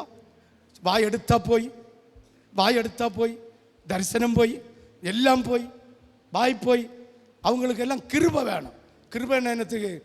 ஜோம் பண்ணா விடுதலை கிடைச்சணும், ஜெபிச்சா உடனே விடுதலை கிடைச்சணும், ஆண்டவருக்கு நாமத்தில் துப்பாக்கி எடுத்து சுடணும். ஆமே. அவைய வீட்டில் செழிப்பு வேணும், அவைய வீட்டில் ஆசீர்வாதம் வேணும். இந்த கிருபை எல்லாம் வேணும். ஆனால் என்ன வேண்டாம்? ஆவியினாலும் ஜலத்தினாலும் மறுபடி பிறக்கண்டாம். கர்த்தருடைய சாயலிலே நாம் உருவாக வேண்டாம். கர்த்தருடைய சாயல் நமக்கு வேண்டாம். ஆண்டவருடைய துதி வேண்டாம், ஆண்டவருடைய ஜெபம் வேண்டாம், ஆண்டவருடைய சத்திய வசனம் வேண்டாம். ஹல்லேலூயா. இயேசு எப்படி நமக்கு வந்தாரு? சொல்லுங்களா, சத்தமா சொல்லுங்களா, ஒரத்த சத்தமா சொல்லுங்களா, நல்ல சத்தமா சொல்லுங்களா. இது 2 வேணுமா வேண்டாமா? வேணும்னா இயேசு இருப்பார், வேண்டாம்னா யார் இருக்க மாட்டா? இயேசு இருக்க மாட்டார். இயேசுவை போல அழகுள்ள ஒரு தெய்வத்தை நம்ம பார்க்க முடியாது. இந்த கிருபையும் சத்தியமும் நமக்குள்ள இல்லையங்கி பாருங்களா. மோசே காலத்தில் உடன்படிக்கை பட்டியல என்னெல்லாம் வச்சிருந்து? சத்தமா ஆரோனுடைய துளுத்த கோலு, மண்ணா வைக்கிற கிண்ணம், உடன்படிக்கை, அதாவது உடன்படிக்கையின் கற்பலவை 3 இருந்து. அப்படியே 2 நாளாகமும் 5:11 வாசிங்களா. சட்டம் நிறுத்து. இஸ்ரவேல் புத்திரர் எகிப்திலிருந்து புறப்பட்ட பின் ஓரபிலே உடன்படிக்கை பண்ணின போது பெட்டியில வைத்த 2 கற்பலவிகளை அல்லாமல் இயேசு கிறிஸ்து வந்து கிருபையினால சத்தியத்தினால வழி நடத்தின இந்த இயேசு சொன்ன இந்த கிருபை மட்டும்தான் இன்னைக்கு ஜனங்கள்கிட்ட வாஞ்சிக்கிறார்கள். சபையில் இருக்கு, சத்தியம் இல்லை. ஹல்லேலூயா, ஹல்லேலூயா, ஹல்லேலூயா.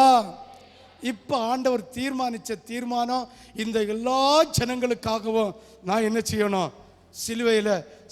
சிலுவையை சுமந்து பாவங்களை சுமந்து இயேசுவின் பிள்ளைகளுக்காக இந்த பாவ பரிகாரியாய் ஆக வேண்டும் என்று சொல்லி மாம்சமாக கன்னியின் வயிற்றில் வந்து பிறந்து நம்ம உலகத்தில் வளர்ந்து மனுஷர் தயவிலும் தேவ கிருபையிலும் நாளுக்கு ஒரு நாள் ஒரு மேனியும் பொழுதோர் ஒன்றுமாய் வளர்ந்து 30வது வயசு வரும்போது ஞானஸ்தானத்தை எடுத்து ஞானஸ்தானத்தை பெற்றபோது பரிசுத்தாவியானவர் பிராவை போல இறங்கி அவருடைய சத்தியமும் கிருபையும் இருந்ததினால் அடையாளங்களையும் அற்புதங்களையும் 3.5 வருஷம் செய்து அநேக ஆத்துமாக்களை அறுவடை செய்துவிட்டு நமக்காக ஒரு தேற்றளவரானவரை வைத்துவிட்டு போயிருக்கிறார். போம்ப சொன்னார், இதோ சீக்கிரமாய் வருவேன். ஹல்லேலூயா, ஹல்லேலூயா. அந்த அந்த கலிலிய ஜனங்கள் எல்லாம் அண்ணாந்து பார்த்துட்டு இந்த எங்க பார்க்குறீங்க? எப்படி யாரு போனாரோ அப்படி வருவார். மேகம் இதில் இயேசு ராஜன் வேகம் வாராரே. மேகம் மீதில் இயேசு ராஜன் வேகம் வாராரே. கரங்களை தட்டி அவரே வாராரே. ஆயத்தமுள்ளோரையாகையும் சேர்க்க அவரே வாராரே. மேகமீதில்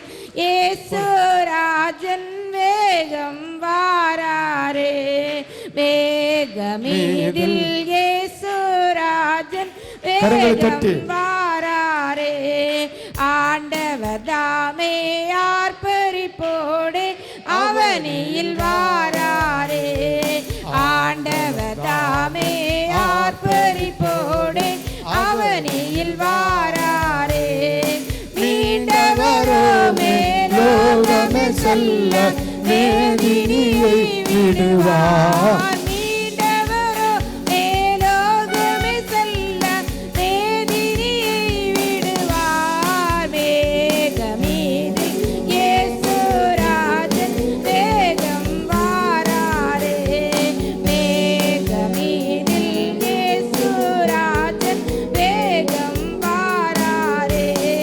கிறிஸ்துவுக்குள்ளே மரித்தோரெல்லாம் கிளம்பியே எழும்பிடுவார். கிறிஸ்துவுக்குள்ளே மரித்தோரெல்லாம் கிளம்பியே எழும்பிடுவார். மரிக்காதிருக்கும் பரிசுத்தரெல்லாம் மறைந்தே போவாரே. மரிக்காதிருக்கும் பரிசுத்தரெல்லாம் மறைந்தே போவாரே. மேகமீதில் இயேசுராஜன் வேகம் வாராரே. மேகமீதில் இயேசுராஜன் வேகம் வாராரே. ஹalleluya, ஹalleluya. இப்படி இயேசு பரிதபிக்கப்பட்டு வார்த்தையாய் தேவனோடு தேவனாய் இருந்த வார்த்தை மாம்சமாகி கிருபையினாலும் சத்தியம் நிறைந்தவராய் நம்ம கூட வந்து நம்ம கூட வாழ்ந்து இருப்பதற்காக அவர் அவர் சத்தியத்தை பேச தொடங்கினார். ஹalleluya, ஹalleluya, ஹalleluya, ஹalleluya. அவருடைய இரத்தத்தை சிந்தி புதிய உடன்படிக்கை நமக்கு தந்தார். ஆமென், ஹalleluya. ஆண்டவருடைய ராஜ்யத்துக்கு போகிற பிள்ளைகளுக்கு 2 உடன்படிக்கை.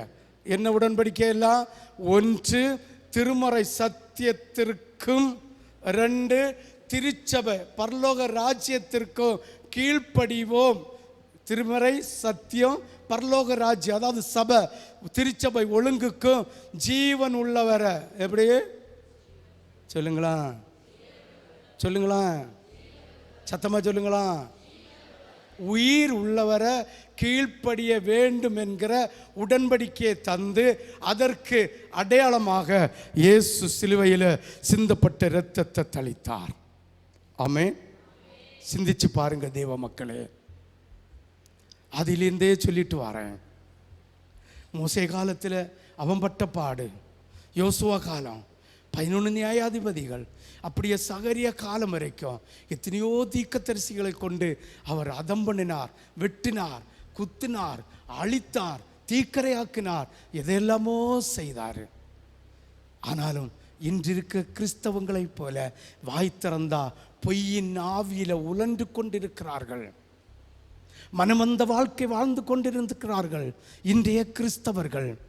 ஆனால் இயேசு கிறிஸ்து செய்த உடன்படிக்கை உன் ஜீவன் உள்ள நாள் வரைக்கும், உனக்கு உடலில் உயிர் உள்ள நாள் வரைக்கும் திருமறை சத்தியத்திற்கும் திருச்சபை பரலோகத்துக்கு அடையாளமாக வைத்திருக்கிற திருச்சபையின் ஒழுங்குக்கும் கீழ்ப்படிவேன் என்கிற சத்தியம்.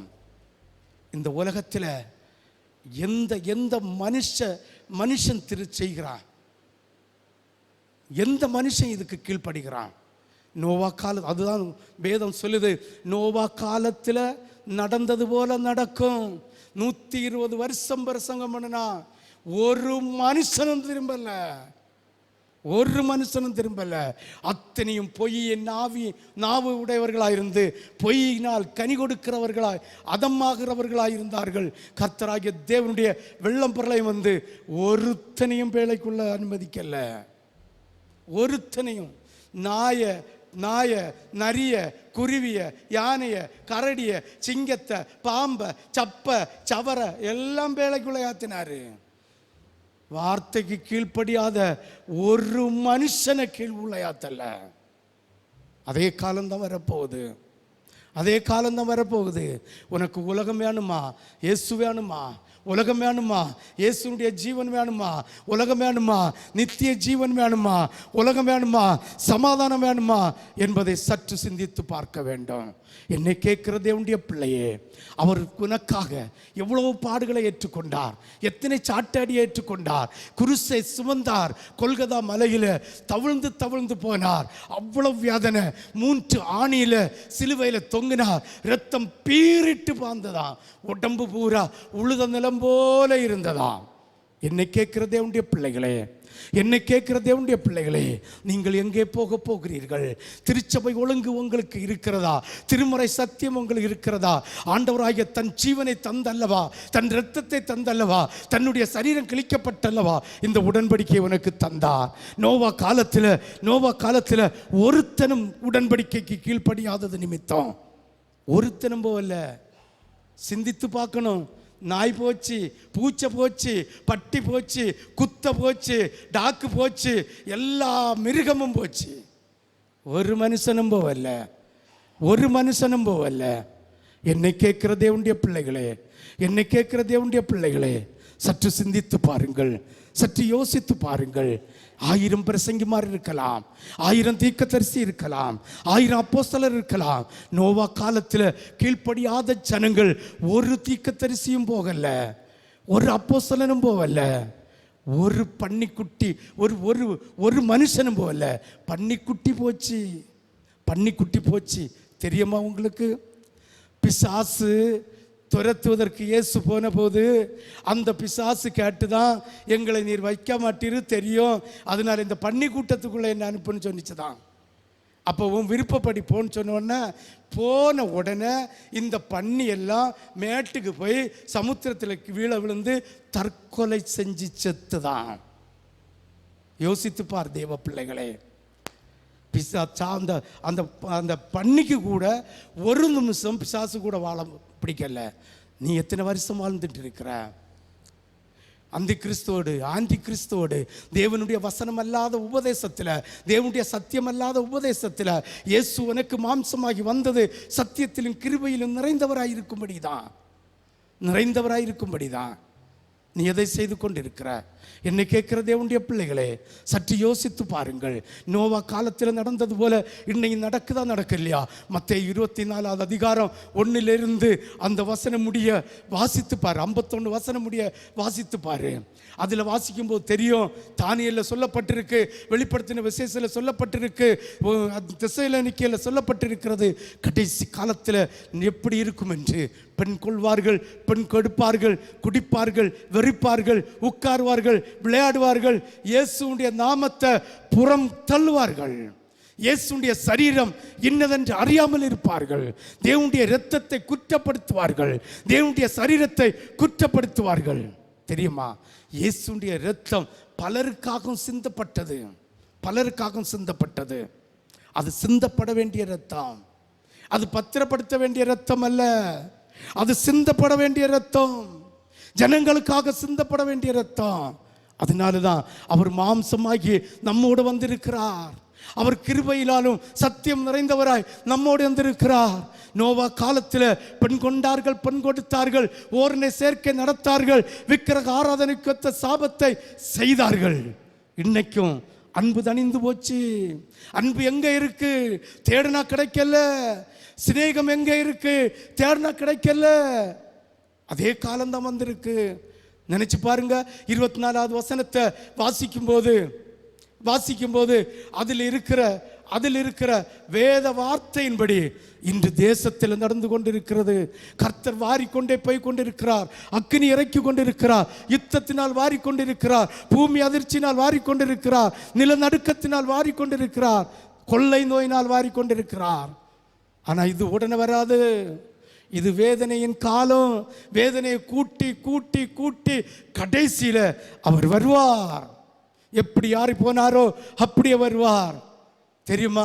ஆண்டவராகிய தேவன் நான் சொன்ன ஆதி கதை முதல் வெள்ளை சிங்காசனம் வர 7 பாகமா பிரித்து வச்சிருக்கிறார். 1 அறியாமையின் காலம், 2வது நியாயாதிபதியின் காலம், 3வது கிருபையின் காலம், அதுதான் சபையின் காலம், 4வது உபத்திரவத்தின் காலம், அஞ்சாவது மகா உபத்திரவ காலம், ஆறாவது 1000 வருஷ அரசாட்சியின் காலம், 7வது வெள்ளை சிங்காசன நியாய தீர்ப்பின் காலம், இப்போது கிருபையின் காலம், அடுத்த மகா உபத்திரவ காலம். இந்த உபத்திரவ காலத்துக்கும் இந்த கிருபையின் காலத்துக்கும் இடையில நடுவில் நடக்கிற ஒரு நிகழ்ச்சி தான் ரகசிய வருகை. ஹல்லேலூயா, ஹல்லேலூயா, ஹல்லேலூயா. அதில் கிருபை நிறைந்த இயேசுவினுடைய ஒவ்வொரு வசனத்திற்கும் சத்தியத்துக்கும் கீழ்ப்படியாத ஒருவனும் அந்த ரகசிய வருகையில் படமாட்டான். சிந்தித்து பாருங்கள். நோவாவை சற்று சிந்தியுங்கள். எவ்வளவோ தீர்க்கதரிசி இருந்தார்கள், எத்தனையோ பிரசங்கி இருந்தார்கள், எப்படியோ பலியிடுகிறவர்கள் இருந்தார்கள், ராஜாக்கள், மந்திரிகள், சொல்லிக்கொண்டு போகலாம், பல கோடி ஜனங்கள் இருந்தார்கள். ஒருவனும் நாய் போச்சு, பூச்சை போச்சு, பன்னி போச்சு, கழுத போச்சு, நரி போச்சு, ஒட்டகம் போச்சு, யானை போச்சு, எல்லா மிருகங்களும் போச்சு. இந்த சர்ப்பம் கூட போச்சு, பாம்பு கூட போச்சு. ஆனால் ஒரு மனுஷனும் போகல. 6 அறிவு இருந்து என்ன பிரயோஜனம்? கர்த்தருடைய சாயல் இருந்து என்ன பிரயோஜனம்? அத்தனையும் அழிச்சு போட்டு புது சந்ததியை தொடங்கி இன்று நம்முடைய காலம் வரை வந்திருக்கிறோம். நம்முடைய காலத்திலேயாவது இயேசுடைய ரத்தம் தெளிக்கப்பட்டு பாவங்கள் மாற கழுவப்பட்டு தேவனுடைய ராஜ்யத்துக்கு விழுந்து போன லூசிபரும் அவனுடைய கூட்டத்தார் 30 கோடி தேவ தூதர்கள் இருந்த இடத்துல உன்னையும் என்னையும் பரிசுத்தமாக கொண்டு வைப்பதற்கு தான் கர்த்தர் ஜீவ பலியாய் தன் ஜீவனை கொடுத்தார். இது விளையாட வேண்டிய நேரம் அல்ல, இது சிந்திக்க வேண்டிய நேரம், இது தமாசடிக்க வேண்டிய நேரம் அல்ல, இது உபத்திரவத்தின் காலம். இதோ சீக்கிரமாய் கர்த்தருடைய வருகை வரப்போது. மனசுள்ளவர்கள் மனம் திரும்புங்கள். இதோ சீக்கிரமா வரப்போகிறார். நான் 11 வருஷமா தான் பிரசங்கம் பண்ணி கொண்டிருக்கிறேன். நோவா 120 வருஷமா பிரசங்கம் பண்ணினா ஒருவனை மனம் திரும்பல. ஆனா நீங்க மனம் திரும்புவீங்கன்னு எனக்கு நம்பிக்கையும் இல்லை. தாலியை கலத்துக்கிறோம், செயினை கலத்துக்கிறோம், மூலிகை ஞானஸ்தானத்தை எங்கெங்கிலும் போய் எடுக்கிறோம், எப்படி எங்கெல்லாம் எடுக்கிறோம், எதையாவது செய்கிறோம். ஆனா மனம் திரும்பல. பொய்யின் ஆவி மாறல்ல, விபச்சாரத்தின் ஆவி மாறல்ல, களியாட்டத்தின் ஆவி மாறல்ல, பொல்லாத சுபாவம் மாறல்ல. எப்படி தேவனுடைய ராஜ்யத்தில் எடுத்துக்கொள்ளப்பட முடியும்? அந்தோ பரிதாபம். என்னை கேட்கிற தேவனுடைய பிள்ளைகளே, சற்று சிந்தித்து பாருங்கள். 1-2 அடையாளங்களை நாம் வாசிக்க கேட்போம். மத்தேயு எழுதின சுவிசேஷம். கிருபையின் காலத்துக்கும் உபத்திரவத்தின் காலத்திற்கும் இடையில் ஒரு நிகழ்ச்சி நடக்கும். அதுதான் ரகசிய வருகை. இந்த நேரத்தை யாரும் அறிய முடியாது. ஒரு புழு குஞ்சு கூட தெரியாது. நோவா காலத்தில் என்னைக்கு வெள்ளப்பொருளை வரணும்னு நோவாவுக்கோ அவனுக்கு பெண்டாட்டிக்கோ அவனுடைய பிள்ளைகளுக்கோ மருமக்களுக்கோ தெரியல. சற்று சிந்தித்து பாருங்கள். ஒரு மனுஷனுக்கு தெரியாது. அப்படி ஒருத்தனுக்கு ஆண்டவர் வருகிற நேரம் தெரியுதுன்னா அவன் தான் ஆன்டி கிறிஸ்து. ஆமென். வஞ்சிக்க வருகிற ஒரு பொல்லாத தூதன், மனுஷனை விளைவிக்கிற ஒரு பொல்லாத தூதன். மத்தேயு 24வது அதிகாரம் 3வது 24 3-13 வேகமாக. பின்பு அவர் ஒலிவ மலையில் உட்கார்ந்து இருக்கிறாரா. அந்த சீசர்கள் எல்லாம் அவர்கிட்ட போய், ஆண்டவரே நீங்க பிரசங்கம் பண்ணுறியா? உண்மைதான், இதெல்லாம் கேட்கிறோம், உண்மைதான், எப்ப வருவீர்னு கேட்கிறார். அதுக்கு அடையாளம் என்னன்னு கேட்கிறார். ஆமென். வாசி. சம்பவிக்கும் உமது வருகைக்கும் என்ன சொல்ல வேண்டும் என்று கேட்டார்கள். இயேசு அவருக்கு பிரதித்திரமாக, ஒருவனும் உங்களை வஞ்சியாதபடிக்கு எச்சரிக்கையாயிருங்கள். ஆமென். ஒருவனும் உங்களை வஞ்சிக்காதபடிக்கு எச்சரிக்கையாயிருங்கள். அநேகர் என் நாமத்தை தரித்து கொண்டு, இன்னைக்கு நாமத்தை தரிக்காமலே வராங்க. இயேசு நாமன் மட்டும் சொல்லுவாங்க. இயேசுவ சாயல் ஒன்றும் இல்லை. குறுந்தாடி இருக்கும், மீச பெருசா இருக்கும், கீழே வச்சிருப்பாங்க, ஒல்லிக்கிறதா வச்சிருப்பாங்க, சுருள முடி வெட்டிருப்பாங்க, காதில் குணுக்கட்டம் போட்டிருப்பாங்க, சலங்கை கட்டியிருப்பாங்க, ஒட்டியானம் கட்டியிருப்பாங்க, அதாவது கழுத்தை நெரித்து பார்க்கக்கூடிய விதத்தில் இருப்பாங்க. இயேசுக்கு சாயல் ஒன்றும் இல்லை. பாருங்க, ரோமர் 12:2 வாசிங்க. இப்பிரபஞ்சத்துக்கு ஒத்த வேஷம் தெரியாமல் வாசிங்க. நீங்கள் இந்த பிரபஞ்சத்துக்கு ஒத்த வேஷம் தெரியாமல் ஆண்டவருடைய நன்மையும் பிரியமும் பரிபூரணமான சித்தம் இன்னதென்று அறிஞ்சு மறுரூபமாகணுமா? ஆமென். ஆமா, இப்பிரபஞ்சத்துக்குரிய தேவனுடைய சாயலை தவிர இப்பிரபஞ்சத்துக்குரிய எந்த எந்த எந்த எந்த அலங்காரமும் கர்த்தருடைய ராஜ்யத்துக்கு கொண்டு போக முடியாது. நோவா காலத்தில் பலியிட்டார்கள், ஆட்டு பலி போட்டார்கள், ஒட்டக பலி போட்டார்கள், புறா குஞ்சு பலி போட்டார்கள், கோழி பலி போட்டார்கள், மாட்டு பலி போட்டார்கள், தேவனை ஆராதித்தார்கள், தேவனை துதித்தார்கள், எல்லாம் செய்தார்கள். துதித்து கொண்டுதான் இருந்தார்கள், பலியிட்டு கொண்டுதான் இருந்தது. வெள்ளப்பிரளயம் வந்தது, அத்தனை பேரும் செத்து போச்சினோ, அத்தனை பேரும் செத்து போச்சினோ. இன்னைக்கு வேத வசனத்தை கிறிஸ்தவ பிள்ளைகள் சொல்லுகிறார்கள், இது ஒரு ஸ்டோரி புக்கு, இது ஒரு கிறிஸ்டரி. ஆமா, உன்னுடைய வாழ்க்கைக்கு ஏற்ற கிறிஸ்டரி, உன்னுடைய வாழ்வுக்கு ஏற்ற ஜீவன் உள்ள புக்கு. இதை விசுவாசிக்காதவன் அந்த பரிதாபம், அந்த பரிதாபம். அதுதான் ஃபர்ஸ்ட்லேயே சொன்னேன், ஒரு விழா எலும்பை எடுத்தாருன்னு. இன்னைக்கு பொம்பளைகளுக்கு ஒரு விழா எலும்பு கூடுதல், ஆம்பளைகளுக்கு குறைவு. இதை கண்டாவது வேத வசனத்தை விசுவாசி. இதெல்லாம் நம்ம கண்கூட காணுகிறது. இதை கண்டாவது விசுவாசியுங்கள். இதோ கர்த்தருடைய வார்த்தை ஒன்று ஒவ்வொன்றும் நிறைவேறி கொண்டிருக்கிறது. இப்பிரபஞ்சத்தின் காரியம் பிதாவுக்கு சித்தம் இல்லாத ஒரு காரியமும். 1 யோவான் 2வது அதிகாரம் 15வது வசனம். வேகம் வேகமாக 1 யோவான் 2வது அதிகாரம் 15வது வசனம். உலகத்திலும் உலகத்தில் உள்ளவைகளிலும் அன்பு கூறாதீருங்கள். நீங்க ஒருவன் உலகத்தில் அன்பு கூர்ந்தால் அவனிடத்தில் பிதாவின் அன்பு இல்லை. அது இப்பிரபஞ்சத்தின் அதிபதியாகிய பொல்லாத பொய்யின் சாவியாகிய சாத்தானால் உருவாக்கப்பட்டது. ஹல்லேலூயா, ஹல்லேலூயா. ஜீவனத்தின் பெருமையும் கண்ணின் இச்சையும் நம்மளை விட்டு மாறி போனோம். 16 வாசி. ஏனெனில் மாம்சத்தின் இச்சையும் கண்களின் இச்சையும் ஜீவனத்தின் பெருமையும் ஆகிய உலகத்தில் உள்ளவைகள் எல்லாம் பிதாவினால் உண்டானவை அல்ல, இது உலகத்தினால் உண்டானவை, இது உலகத்தினால் உண்டானவை. பாருங்க, மத்தேயு 7வது அதிகாரம் 21, 22 வாசிங்க. மத்தேயு 7, 21, 22. பரலோகத்தில் இருக்கிற என் பிதாவின் சித்தத்தின்படி செய்கிறவரே அல்லாமல் ஒருவனும் தேவனுடைய ராஜ்யத்துக்குள்ள பிரவேசிக்க முடியாது. நோவா காலத்தில் பெரிய தீர்க்கதரிசி, பெரிய அப்போஸ்தலர், பெரிய ஊழியக்காரன், அவன் பெயர் கேட்டவன், அப்படி கேட்டவன், இப்படி கேட்டவன் என்று சொல்லப்படுகிற விதத்தில் இருந்த இருந்த இருந்த இருந்த இருந்த இருந்த ஒருவனும் போவல்ல, ஒருவனும் போவல்ல. அதே போலதான் சற்று சிந்தித்து பாருங்கள், சற்று யோசித்து பாருங்கள். வாசியுங்கள் அடுத்த 22வது வசனம். அந்நாளில் அநேகர் என்ன நோக்கி, கர்த்தாவே கர்த்தாவே உம்முடைய நாமத்தினாலே தீர்க்க தரிசனம் உரைத்தோம் அல்லவா, உம்முடைய நாமத்தினாலே பிசாசுகளை துரத்தினோம் அல்லவா, உம்முடைய நாமத்தினாலே அநேக அற்புதங்களை செய்தோம் அல்லவா என்பார்கள். அப்பொழுது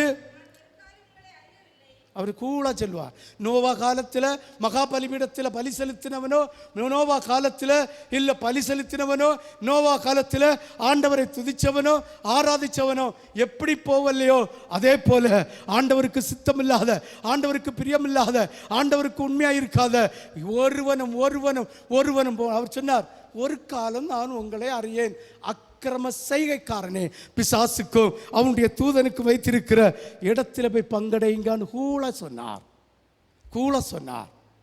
இன்னைக்கு சொல்லுகிற இந்த கதையை நீ ஞாபகத்தில் வைத்து மனம் திரும்பினால் கர்த்தருடைய கிருபை உன்னை தாங்கும், கர்த்தருடைய சத்தியம் உன்னை நடத்தும். ஹல்லேலூயா, ஹல்லேலூயா. பாருங்க பாப்பா, 24வது அதிகாரம், மத்தேயு 24வது அதிகாரம். ஏனெனில் அநேகர் வந்து அதில் 24வது அதிகாரம் 3வது வசனத்தில் இருந்து மத்தேயு 24 வாசி 5வது வசனம் வாசி. அதுதான், ஏனெனில் அநேகர் வந்து என் நாமத்தை தரித்து கொண்டு நான் கிறிஸ்து என்று சொல்லி அநேகரை வஞ்சிப்பார்கள்.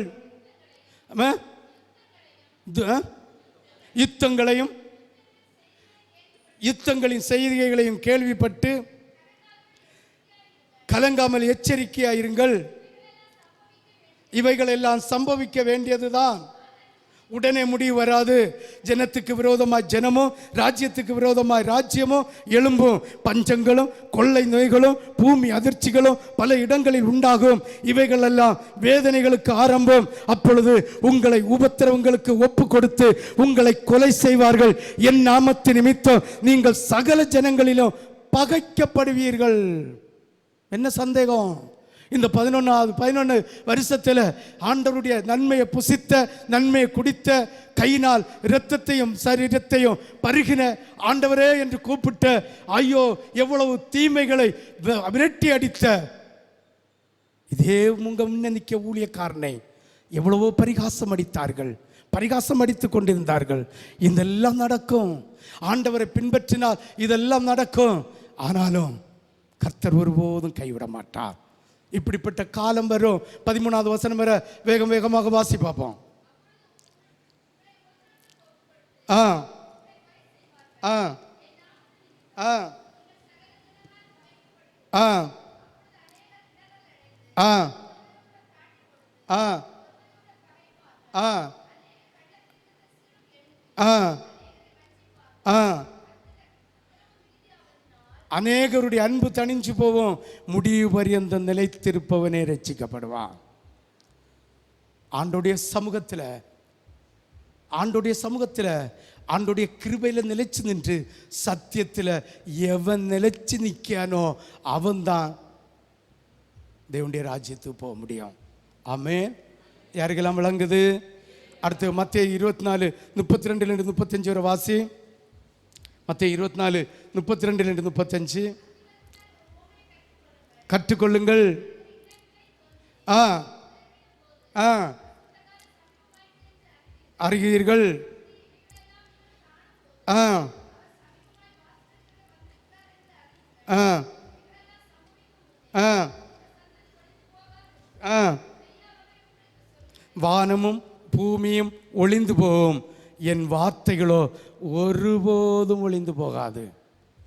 தேவ பிள்ளைகளே, இன்னைக்கு ஆதியாகமத்துக்கு அப்பாற்பட்ட காரியத்தை கூட, வேதத்தில் இருந்த காரியத்தை அப்படியே சொல்லிட்டு வரேன். ஒரு வார்த்தை கூட வேதத்தில் இல்லாததில்லை. இந்த ரகசிய வருகிறது வரைக்கும் சொல்லிட்டு இருக்கிறேன். இது வேதத்தில் இல்லாததல்ல. வானமும் ஒளிஞ்சு போவோம், பூமியும் ஒளிஞ்சு போவோம், தீர்க்க தரிசனமும் ஒளிஞ்சு போவோம், ஜனங்கள் எல்லாம் அழிஞ்சு போவோம். ஆனால் தேவனுடைய வார்த்தை ஒருபோதும் அழிஞ்சு போகாது. ஒரு சந்ததி ஒளிஞ்சு போகிறது, ஒரு சந்ததி வருகிறது, ஒரு சந்ததி இருக்கிறது. ஆனால் தேவனுடைய வார்த்தை அன்றும் இன்றும் அவர் யெகோவா தேவனாயிருக்கிறார். ஹல்லேலூயா, ஹல்லேலூயா, ஹல்லேலூயா, ஹல்லேலூயா. அப்படியே மத்தேயு 24:42 வாசி. இந்த நாளில் வருவாருன்னு உனக்கு தெரியாது, எனக்கு தெரியாது. வாசி. நீங்கள் அறியாது இருக்கிறபடியினால் விழித்திருங்க. பாருங்க, தெளிஞ்ச புத்தி உள்ளவர்களாக இருக்கணும். பேதுருவில் அழகா சொல்லப்பட்டு இருக்கிறது. அந்த வசனத்தை எடுங்க. பேதுரு 1வது அதிகாரம் 5-8 வாசிங்க பார்ப்போம். தெளிந்த புத்தி உள்ளவர்களாக இருக்கணும், விழிச்சிருக்கணும். ஏனெனில் உங்கள் எதிராளியாகிய பிசாசானவன் கர்ச்சிக்கிற சிங்கம் போல வருகிறான், எவனை விழுங்கலாமோ என்று வகை தேடி சுற்றி திரிகிறான். விசுவாசத்தில் உறுதியாரு. தெளிந்த புத்தி இருக்கணும், விழிச்சிருக்கணும், விசுவாசத்தில் உறுதியாக இருக்கணும். அப்போதான் பரலோகத்துக்கு போக முடியும். சும்மா இந்த பரலோகத்துக்கு போனோன்னு நகையும் கலத்திட்டு நாட்டிட்டு தெரிஞ்சா ஒன்றும் நடக்காது. பொய் ஆவி மாறாட்டம் நடக்காது. திமிர் ஆவி மாறாது. தன்னை தாழ்த்தக்கூடிய ஆவி இல்லாட்டா மாறாது. உலகத்தில் எவன் பிரசங்கம் பண்ணினாலும், எப்படி பிரசங்கம் பண்ணினாலும், கர்த்தருடைய வார்த்தை அவனுக்குள் நிலைத்து இல்லாவிட்டால் நோ சென்ஸ். ஆமென். தெளிஞ்ச புத்தி உள்ளனா இருக்கணும், விழித்திருக்கணும். விசுவாசத்தில் உறுதியாக இருக்கணும். ஏன்னா நம்மளை வஞ்சிப்பதற்காக, நம்மளை நரகத்துக்கு பாருங்க, முதல்ல விழுந்து போனான் தெரியுமா? அவனுக்கு கூட்டமும், லூசிபர் அவனுக்கு கூட்டமும், கர்ச்சிக்கிற சிங்கம் போல ஆண்டவருடைய இரத்தத்தினால் கழுவப்பட்ட பிள்ளைகளை விழத்தள்ளுவதற்கு அவன் கங்கணம் கட்டி கொண்டே திரிகிறான். உன் பின்னால தான் திரிகிறான். எங்கே தெரியான்னு நினைச்சாத, நம்ம பின்னால தான் திரிகிறான். எப்போ விழுவோம், எப்போ நாவு இடரலடையும், எப்போ பொய் வரும், எப்போ பித்தலாட்டம் வரும், எப்போ சுயநீதி வரும்னு அவன் காத்து கொண்டு இருக்கிறான். கர்ச்சிக்கிற சிங்கம் போல வஞ்சிக்காக. இதோ கர்த்தருடைய வருகை சமீபமாக இருக்கிறது. நீங்கள் கேள்விப்படுகிறதெல்லாம் உண்மைதான். யுத்தங்களும் கொள்ளை நோய்களும் பொல்லாப்பலும் நிலநடுக்கம் எல்லாம் வந்து கொண்டுதான் இருக்கும். ஆனால் கர்த்தருடைய கரம் சீக்கிரமாய் வரும், ரகசியமாய் வரும். ஒருவன் அறிஞ்சு கொள்ள முடியாது. வாசி அடுத்த வசனம். திருடன் அறிந்திருந்தால் விழித்திருந்து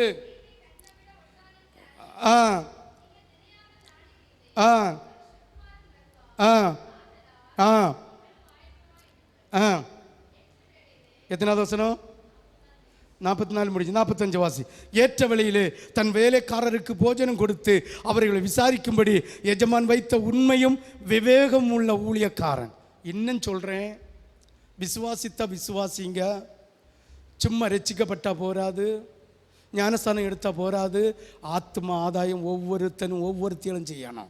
எப்போ நீ ஆத்மா ஆதாயம் செய்யலையோ நீ வஞ்சிக்கப்பட்டு போகிறேன்னு அர்த்தம். ஏன்னா கர்த்தர் அப்பத்தை எடுத்து பிட்டு ஆசீர்வதித்து வழிபோக்கனுக்கு கொடுக்கல, சீசனு தான் கொடுத்தார். வேதம் சொல்லுது, ஆத்மா ஆதாயம் செய்யாத ஆத்மா அறுப்புண்டு போவோம். தேவன் ரத்தம் சிந்தினதே உன்னை மீட்டெடுப்பதற்காக. நீ உபத்திரவப்படுகிறது கர்த்தருடைய ஜனங்களை மீட்டெடுப்பதற்காக. ஏதோ ஒரு ஊழியம், ஏதோ ஒரு வேலை, அது உத்தமமும் உன்னதமுமாய் செய்யணும். ஆமென். ஹல்லேலூயா, ஹல்லேலூயா, ஹல்லேலூயா, ஹல்லேலூயா. சிந்தித்து பார்க்க வேண்டும். வாசிப்பா அடுத்த வசனம். எஜமான் வரும்போது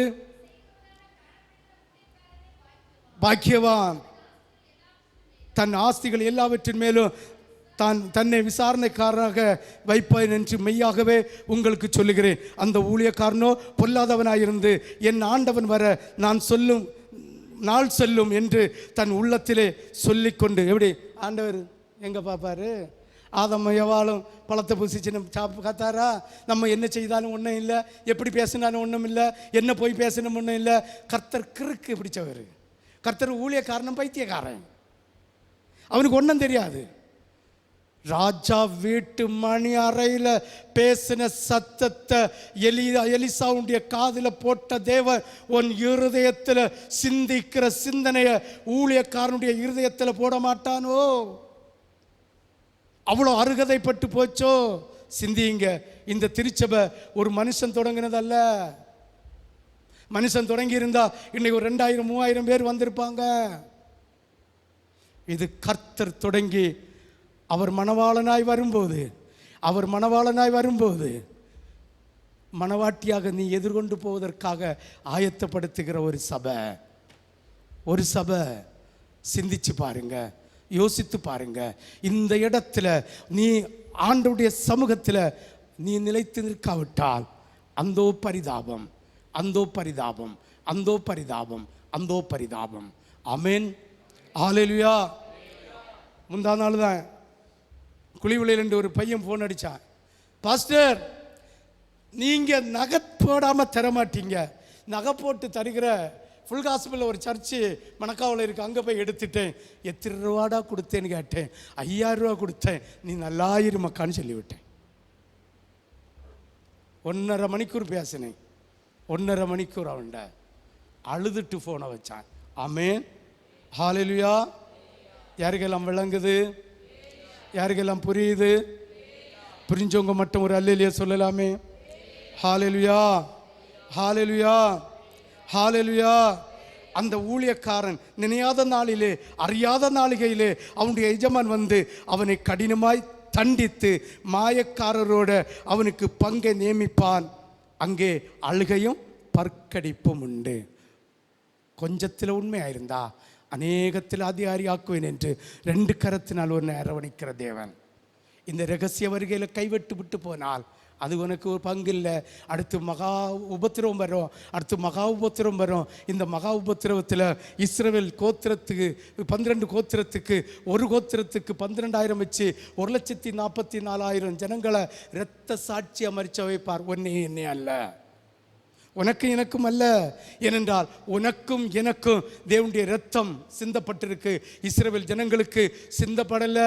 அதனால் அவர் ஒரு கோத்திரத்துக்கு 12,000 தெரிஞ்சு வச்சு அவருடைய ஜனங்களை இரத்த சாட்சியாக மரிச்ச வச்சு எல்லாத்தையும் ஒரே இடத்துல கூட்டிக் கொண்டு பரலோகத்துக்கு கூட்டிகிட்டு போயிடுவார். ஆமே. உனக்கும் எனக்கும் ரகசிய வருக நினையாத நேரத்தில் எப்போ வருதோ அவ்வளவுதான். அதுக்கு அடுத்தது பாஸ்டர் காண முடியாது, வசனம் கேட்க முடியாது, பரிசுத்த ஆவியை வேண்ட முடியாது, உலகத்தில் பணத்தை வச்சு பாஸ்டர்மாரை வாங்க முடியாது, உலகத்தில் செல்வத்தை வச்சு பாஸ்டர்மாரை வாங்க முடியாது, காணிக்கை கொடுத்து வீட்டில் ஜோமனை வச்ச முடியாது, ஒன்றே முடியாது. 7 வருஷம் தான் அடுத்தது. மகா உபத்திரவத்தில் இரத்த சாட்சியாக மரித்து வருவார். ஒலிவ மலையில் கால் வச்சகே 1000 பரிசுத்தவான்களோடு 1000 தூதர்களோடு எக்கால சத்தம் ஒலிக்க தேவ தூதன் மகிமையோட, கர்த்தருடைய மகிமையோட தேவ தூதர்கள் மத்தியில் அவர் இறங்கி வந்து காலடி வைப்பார் ஒலிவமலை. அதுவும் ஒரு சத்தியத்தை கேளுங்கள், ஒலிவ மலைக்கு உள்ள 2 வெடிச்சுட்டே இருக்குதான், பிளந்துட்டே இருக்குதான். அதனால் அதை சுற்றி வேலி போட்டிருக்கு. இனி சீக்கிரம் பிளந்துடும். அதனால் யாருமே வீடு கட்டக்கூடாது, எந்த ஒரு காரியமும் செய்யக்கூடாது என்று சுற்றி முள்வேலி போட்டு வச்சிருக்கிறதா. இன்னும் சாட்சிகளை சொல்லிகிட்டே போகலாம். இன்னும் போதும். 6 அறிவு இருக்கா இல்லையா? 6 அறிவு இருக்கா இல்லையா? யோசித்து பாருங்கள், வசனத்தை தியானித்து பாருங்கள், வசனத்தை படித்து பாருங்கள். உங்கள் விருப்பத்துக்கு சுயநலத்துக்காக வசனத்தை எடுக்காதுங்கள். ஆவிக்குரிய ஜீவனுள்ள வசனத்தை ஜீவனோடு இருந்து வாசியுங்கள், அப்பொழுது உங்களுக்கு புரியும். ஹல்லேலூயா, ஹல்லேலூயா. அவர் இறங்கி வந்து ஒரு யுத்தம், பிசாசையும் எல்லா அசுத்தாவி பிடிச்ச மனுஷர்களையும் அண்டி கிறிஸ்து எல்லாத்தையும் அழித்து அக்னியில் போட்டுட்டு அவர் போவார். இதே பூமியில் அவர் வந்து இறங்கி பரலோகம் கீழே இறங்கி பிதா குமாரன் பரிசுத்தாவி 3 பேருடைய நேரடி ஆட்சியில் இதே உலகத்தில் தான் ஆதாம் ஏவாளும் இருந்த தோட்டத்தை போல ஒரு தோட்டம் இருக்கும். அங்கு பாவம் இல்லை, அங்கு அக்கிரம் இல்லை, கொடுப்பினை இல்லை, கொள்முதல் இல்லை, ஒண்ணுமில்லை, பாவமே இருக்காது. பிசாசு சங்கிலியால் கட்டி போட்டிருக்கோம். அப்படி 1000 வருஷம் முடிவு தருவாயில முடிஞ்சு வார டைமில் வேதம் சொல்லுது, பிசாச சோதனைக்காரனை கட்டவிழ்த்து விடுவாராம். கடைசி சல்லட. பரலோகம் பரிசுத்தம் உள்ளது. பரிசுத்தம் இல்லாமல் ஒருவனும் பரிசுத்தரை தரிசிக்க முடியாது. பரிசுத்தம் இல்லாமல் பரிசுத்த ஸ்தலத்துக்கு ஒருவனும் போக முடியாது. வசனம் அப்படியே இருக்குது. கடைசி இந்த 1000 வருஷம் முடிவதற்கு கொஞ்சம் காலத்துக்கு முன்னால் நான் சிந்திக்கிறேன், பைபிளில் இல்லை, கொஞ்ச காலம் பைபிளில் இருக்கு, நான் சிந்திக்கிறேன், ஒரு 100 வருஷத்துக்கு முன்னால் பாதாளத்தில் கட்டி வச்சிருக்கிற சோதனைக்காரனை அவுத்து விடுவாராம். போடா எல்லாத்தையும் சோதி என்ன. அதில் விழுந்து போகிறவர்களும் பரலோகத்துக்கு போக முடியாது. என்னை கேட்கிற தேவனுடைய பிள்ளைகளே, இன்னைக்கு பிரசங்கம் பண்ணுகிறார்கள், செய்தி கேட்கிறார்கள், எல்லாம் கேட்க எப்படியா நான் பரலோகத்துக்கு வரலாம்? ஒன்றும் இல்லை. No no no no. 1000 வருஷம் அரசாட்சிக்கு போனால் கூட அதுலேயும் விழுந்து போகிற ஒரு சூழ்நிலை உண்டு. இந்த 70 மீறினால் 80 இல்லை 1000 வருஷம் அது முடிஞ்சா நித்தியம் பல கோடான கோடி வருஷம் எங்கே வாழ போகிற? எப்படி வாழ போற? சற்று சிந்தித்து பாருங்கள். அந்த சோதனைக்காரன் வந்து சோதனை பண்ணும்போது விழுகிறவனும் விழுந்து போகிறான். அந்த 1000 வருஷம் முடிஞ்சதோ வெள்ளை சிங்காசனம். இன்னும் நமக்கு கூப்பிட்டோன்னு வாராரு தெரியுமா? ஓடி வாராரு தெரியுமா? இரக்கம் நிறைந்தவராய், சத்தியம் நிறைந்தவராய், ஜீவபலியானார் தெரியுமா? இயேசு இன்னைக்கு வக்கீலாய் நமக்கு இருக்கிறார்ல, அவர் நியாயாதிபதியாய் வரப்போகிறார்.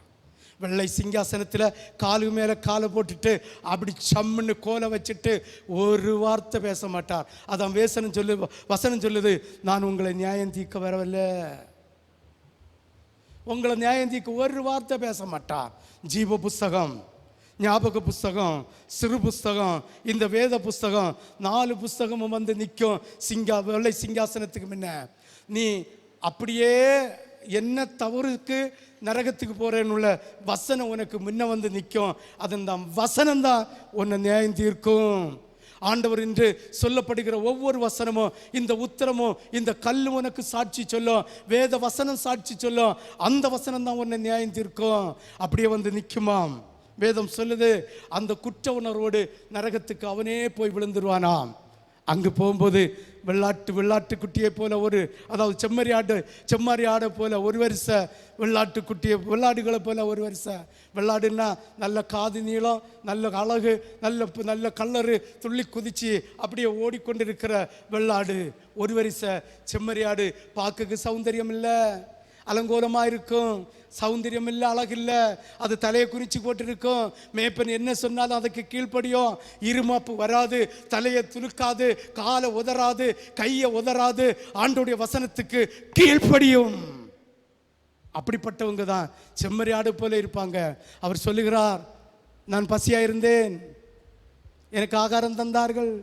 நான் வஸ்திரம் இல்லாமல் இருந்தேன், எனக்கு வஸ்திரம் தந்தார்கள். நான் சிறையில் கட்டுண்டிருந்தேன், என்னை பார்க்க வந்தார்கள். நான் வியாதியாய் படுத்திருந்தேன், என்னை விசாரிக்க வந்தார்கள். அப்போ தான் கேட்பேன், ஆண்டவரே நாங்கள் உம்மை காணலப்பா, எப்போ விசாரிச்சேன்னு. அவர் சொல்ல, தேவனால் ஆசீர்வதிக்கப்பட்ட பிள்ளைகளே போங்கள் தேவனுடைய ராஜ்யத்துக்குன்னு. மற்றவர்களை பார்த்து சொல்லுவார், யார் நல்ல ஸ்டைலாக குணுக்கெல்லாம் போட்டு கொடுக்கணும், அந்த காது நீளம், இந்த காது நீளம், அப்படி கொங்கணம் அப்படி இருப்பாங்க எல்லாம். அவங்கள பார்த்து சொல்லுவார், நான் வஸ்திரம் இல்லாத இருந்தேன், நீ தரல. நான் சாப்பிடாம இருந்தேன், நீ தரல. இந்த வசனத்தை கேட்டு நிறைய பேர் என்ன செய்வாங்க தெரியுமா? ஊர் பூரா சாப்பாடு போடுறாங்க. ஆனால் ஆண்டவர் என்ன சொன்னார் தெரியுமா? பாத்திரம் அரைஞ்சி பிச்சை கொடு.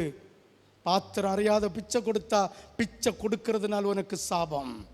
ஒன்று பணத்தை வேண்டி நீ சாராயம் குடிச்ச போவான், உன்கிட்ட பணத்தை வேண்டிட்டு சில்க் வஸ்திரங்களை வேண்டிட்டு போவான், உனக்கிட்ட பணம் வேண்டிட்டு அவன் பிராண்டி குடிச்ச போவான்.